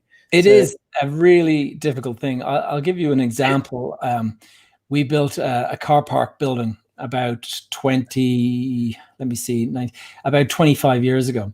And that building, we operated it as a city center car park. And it was very, very successful for about 15 years. It was constantly full, always producing more money than the overhead cost. And then there was this city kind of municipal drive towards, greener environment, more bicycles, more bicycle lanes, more public transport. And we started to see the numbers dropping and dropping and dropping. And it got to the point where if we were to continue to follow that trend, you'd actually get to a point where it was costing you money to maintain it. So we took the option to get out and we sold. And we were very lucky that we got out when we did. Because today the place has been closed for months, first of all. But second of all, they have gone and they have decided to go for permission now to knock the building down and to replace it with an office building. And that was, so they went to the expense of all that. And then COVID came along. And now it's uncertain as to whether an office building is the right choice, because who's going to rent an office building? So now they'll have to look at the possibility of turning that into a residential thing. And what you're looking at is a piece of land in the middle of the city that somebody paid, maybe 20 million for, because there was a building on it producing an income. And if you knock that building down, then effectively you paid 20 million for a small parcel of land, which is far, far, far greater than the value of a piece of land in the city center. And so somebody somewhere has to take a huge bath. And, that is the thing. You just can't recover from that. You can only just try to mitigate your loss in some way and make it less bad than it is. Yeah. I think that's one of the things. Converting office buildings into residential, you don't just take out the ceiling tiles and turn it into a lot of the time you have to completely reconfigure it. And it is possible. Sometimes what I have seen is office buildings turned into student accommodation, and that worked quite well. But to turn it into apartments, usually you need multiple elevators and escape stairs, and it's designed differently. So usually the only solution is to knock the building down, and then you face that same issue where you're looking at a very costly site. And if there's no choice but to do that, then you do it. But a lot of people will kind of think twice before they actually do that, make that final decision. Yeah. From your perspective, is there a possibility that the concept of property would somehow change or expand? Like towards digital, for example? And if yes, so what would it be? I think that there is. I mean, the way I see it there's places like Singapore where they do it very interesting. Instead of having buildings in different locations and you have to travel, they have like a vertical city where you have the residential on the upper floors and you have the commercial on the lower floors. So you only have to get into an elevator to travel to your office if you happen to be in that kind of environment. And I saw in America, WeWork began to look at that, and they would have their WeWork office component, and then they'd have WeLive. I thought that was an interesting possibility where you would get away with, you do away with the idea that you jump on a bus or you need a car to travel to somewhere, that you just simply travel in the elevator down to the lower floor. And, you know, in an ideal world, that's maybe possible. But the city I live in here in Dublin, for example, I mean, the city is 1,000 years old, and you're just not going to reconfigure a city to 1,000 years of history. You're not going to flatten 1,000 years of history. There will be areas where you expand to that will obviously be designed to the newest technology and the newest concepts. But I don't know. I mean, I see in places like Nigeria, for example, they're reclaiming land down there. And that's an example of where you could do something entirely new, because it's new land and already they have such spatial problems in Nigeria, that in Lagos in particular. Perhaps that's the thing. But I don't know. I mean, you see in New York City, the skyscrapers they're building now, the enormous, like 110-story skyscrapers that are exclusively residential. But to buy one, it's like 50 million to buy the penthouse. It's 5 million to buy a 1-bedroom apartment. You know, you need to have deep pockets to do this. So I think it's going to continue to be a very mixed industry. I do think technology has a big part to play in it. I think, you know, you can combine the best of both worlds. You can combine virtual with, you know, the bricks and mortar, but physical, you know, meeting people physically and in person creates a different dynamic to virtual. I mean, virtual allows us to communicate, but you're not going to know much about my family situation from today's meeting. You're not going to know how many children I have. You know, this is the kind of thing that you learn when you meet somebody on a more personal level. So I don't think that's going to change. Yeah. I have to get to this. You mentioned Nigeria. It's the second time today someone mentions Nigeria and the opportunities there. and I started thinking, I help start new startup companies with the Founder Institute. And here in Finland, I mean, we'd had like last year and this year, we've actually had 2 startups that were primarily targeting for Nigeria. So there must be something going on there. And they both startups are related to infrastructure. One was doing a gas management network, and the other one is sanitation services. So what's your take? What's your role in Nigeria, for example? Is there something going on? I'll tell you what, I don't have a role in Nigeria, but what I do have is I spent some time in Ghana, which is quite close to Nigeria. It's on that same coast. And I spent about 6 months working on a construction project there. And I can remember I landed in Africa for the first time, completely uncertain what I was going to encounter. And initially it was quite worrying, you know, not sure about my safety, not sure about all of these aspects. And Accra, it turns out it's a beautiful city, and I really enjoyed meeting the people there and all that. And I remember just seeing so much opportunity everywhere you look. Like, I mean, literally from the moment you get out of bed and you see the taxi service, that could be improved. How you can, you know, the sanitation, that could be improved. The quality of the hotels, that could be improved. Like literally every single thing you look upon could be improved in the context of where we're from. Now with Nigeria, what it has is, first of all, it has the largest population in Africa. And so 185 million people, it's you know, that's not the interesting thing. The interesting thing is the demographics. What they believe is that in 10 or 15 years time or 20 years time, Nigeria will have a greater population than the US. And so they're anticipating it having about 450 million people living in Nigeria, compared to age is 19 currently. Yeah, 19 years. It's crazy, actually. It's incredible. And also there's a very interesting video. There's a company called the B1M, which have a YouTube channel, and I thoroughly recommend check it out.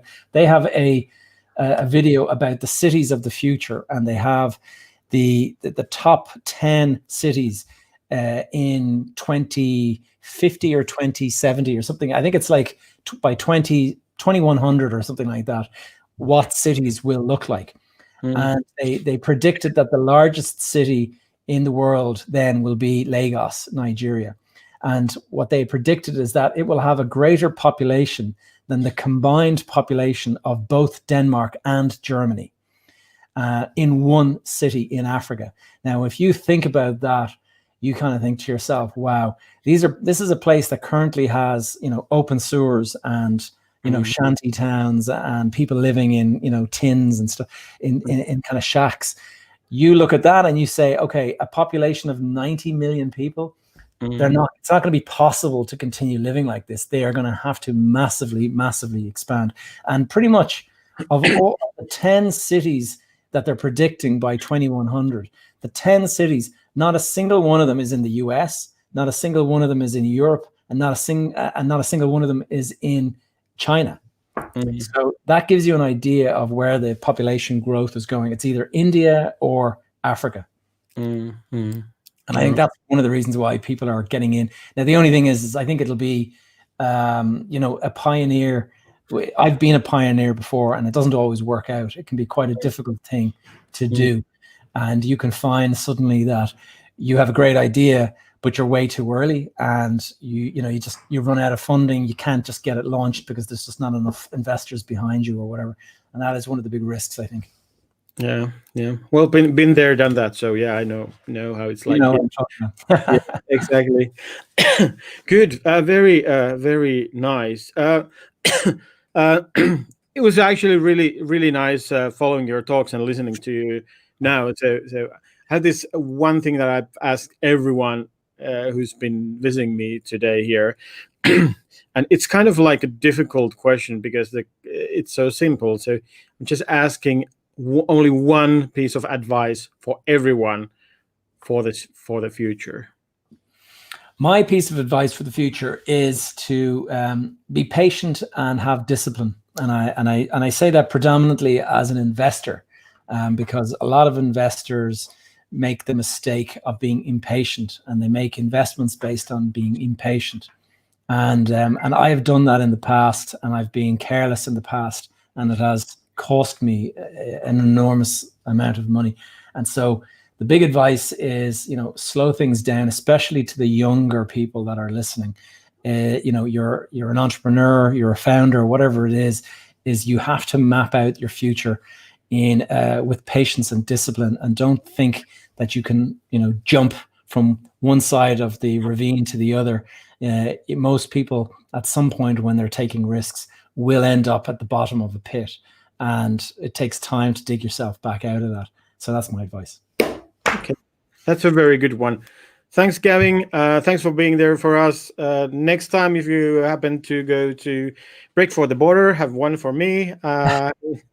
It used to be my favorite hangout place when I was in Dublin. So in the 90s. So been a while. So yeah, great. So thanks for being there, and see you later. Cheers. Bye. Bye.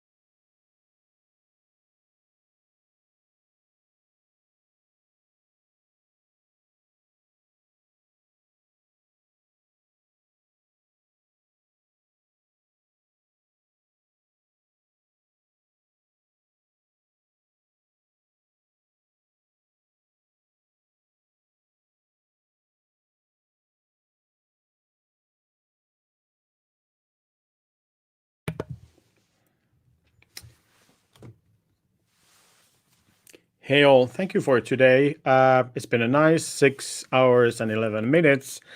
Thanks for being there with us. Very interesting discussions.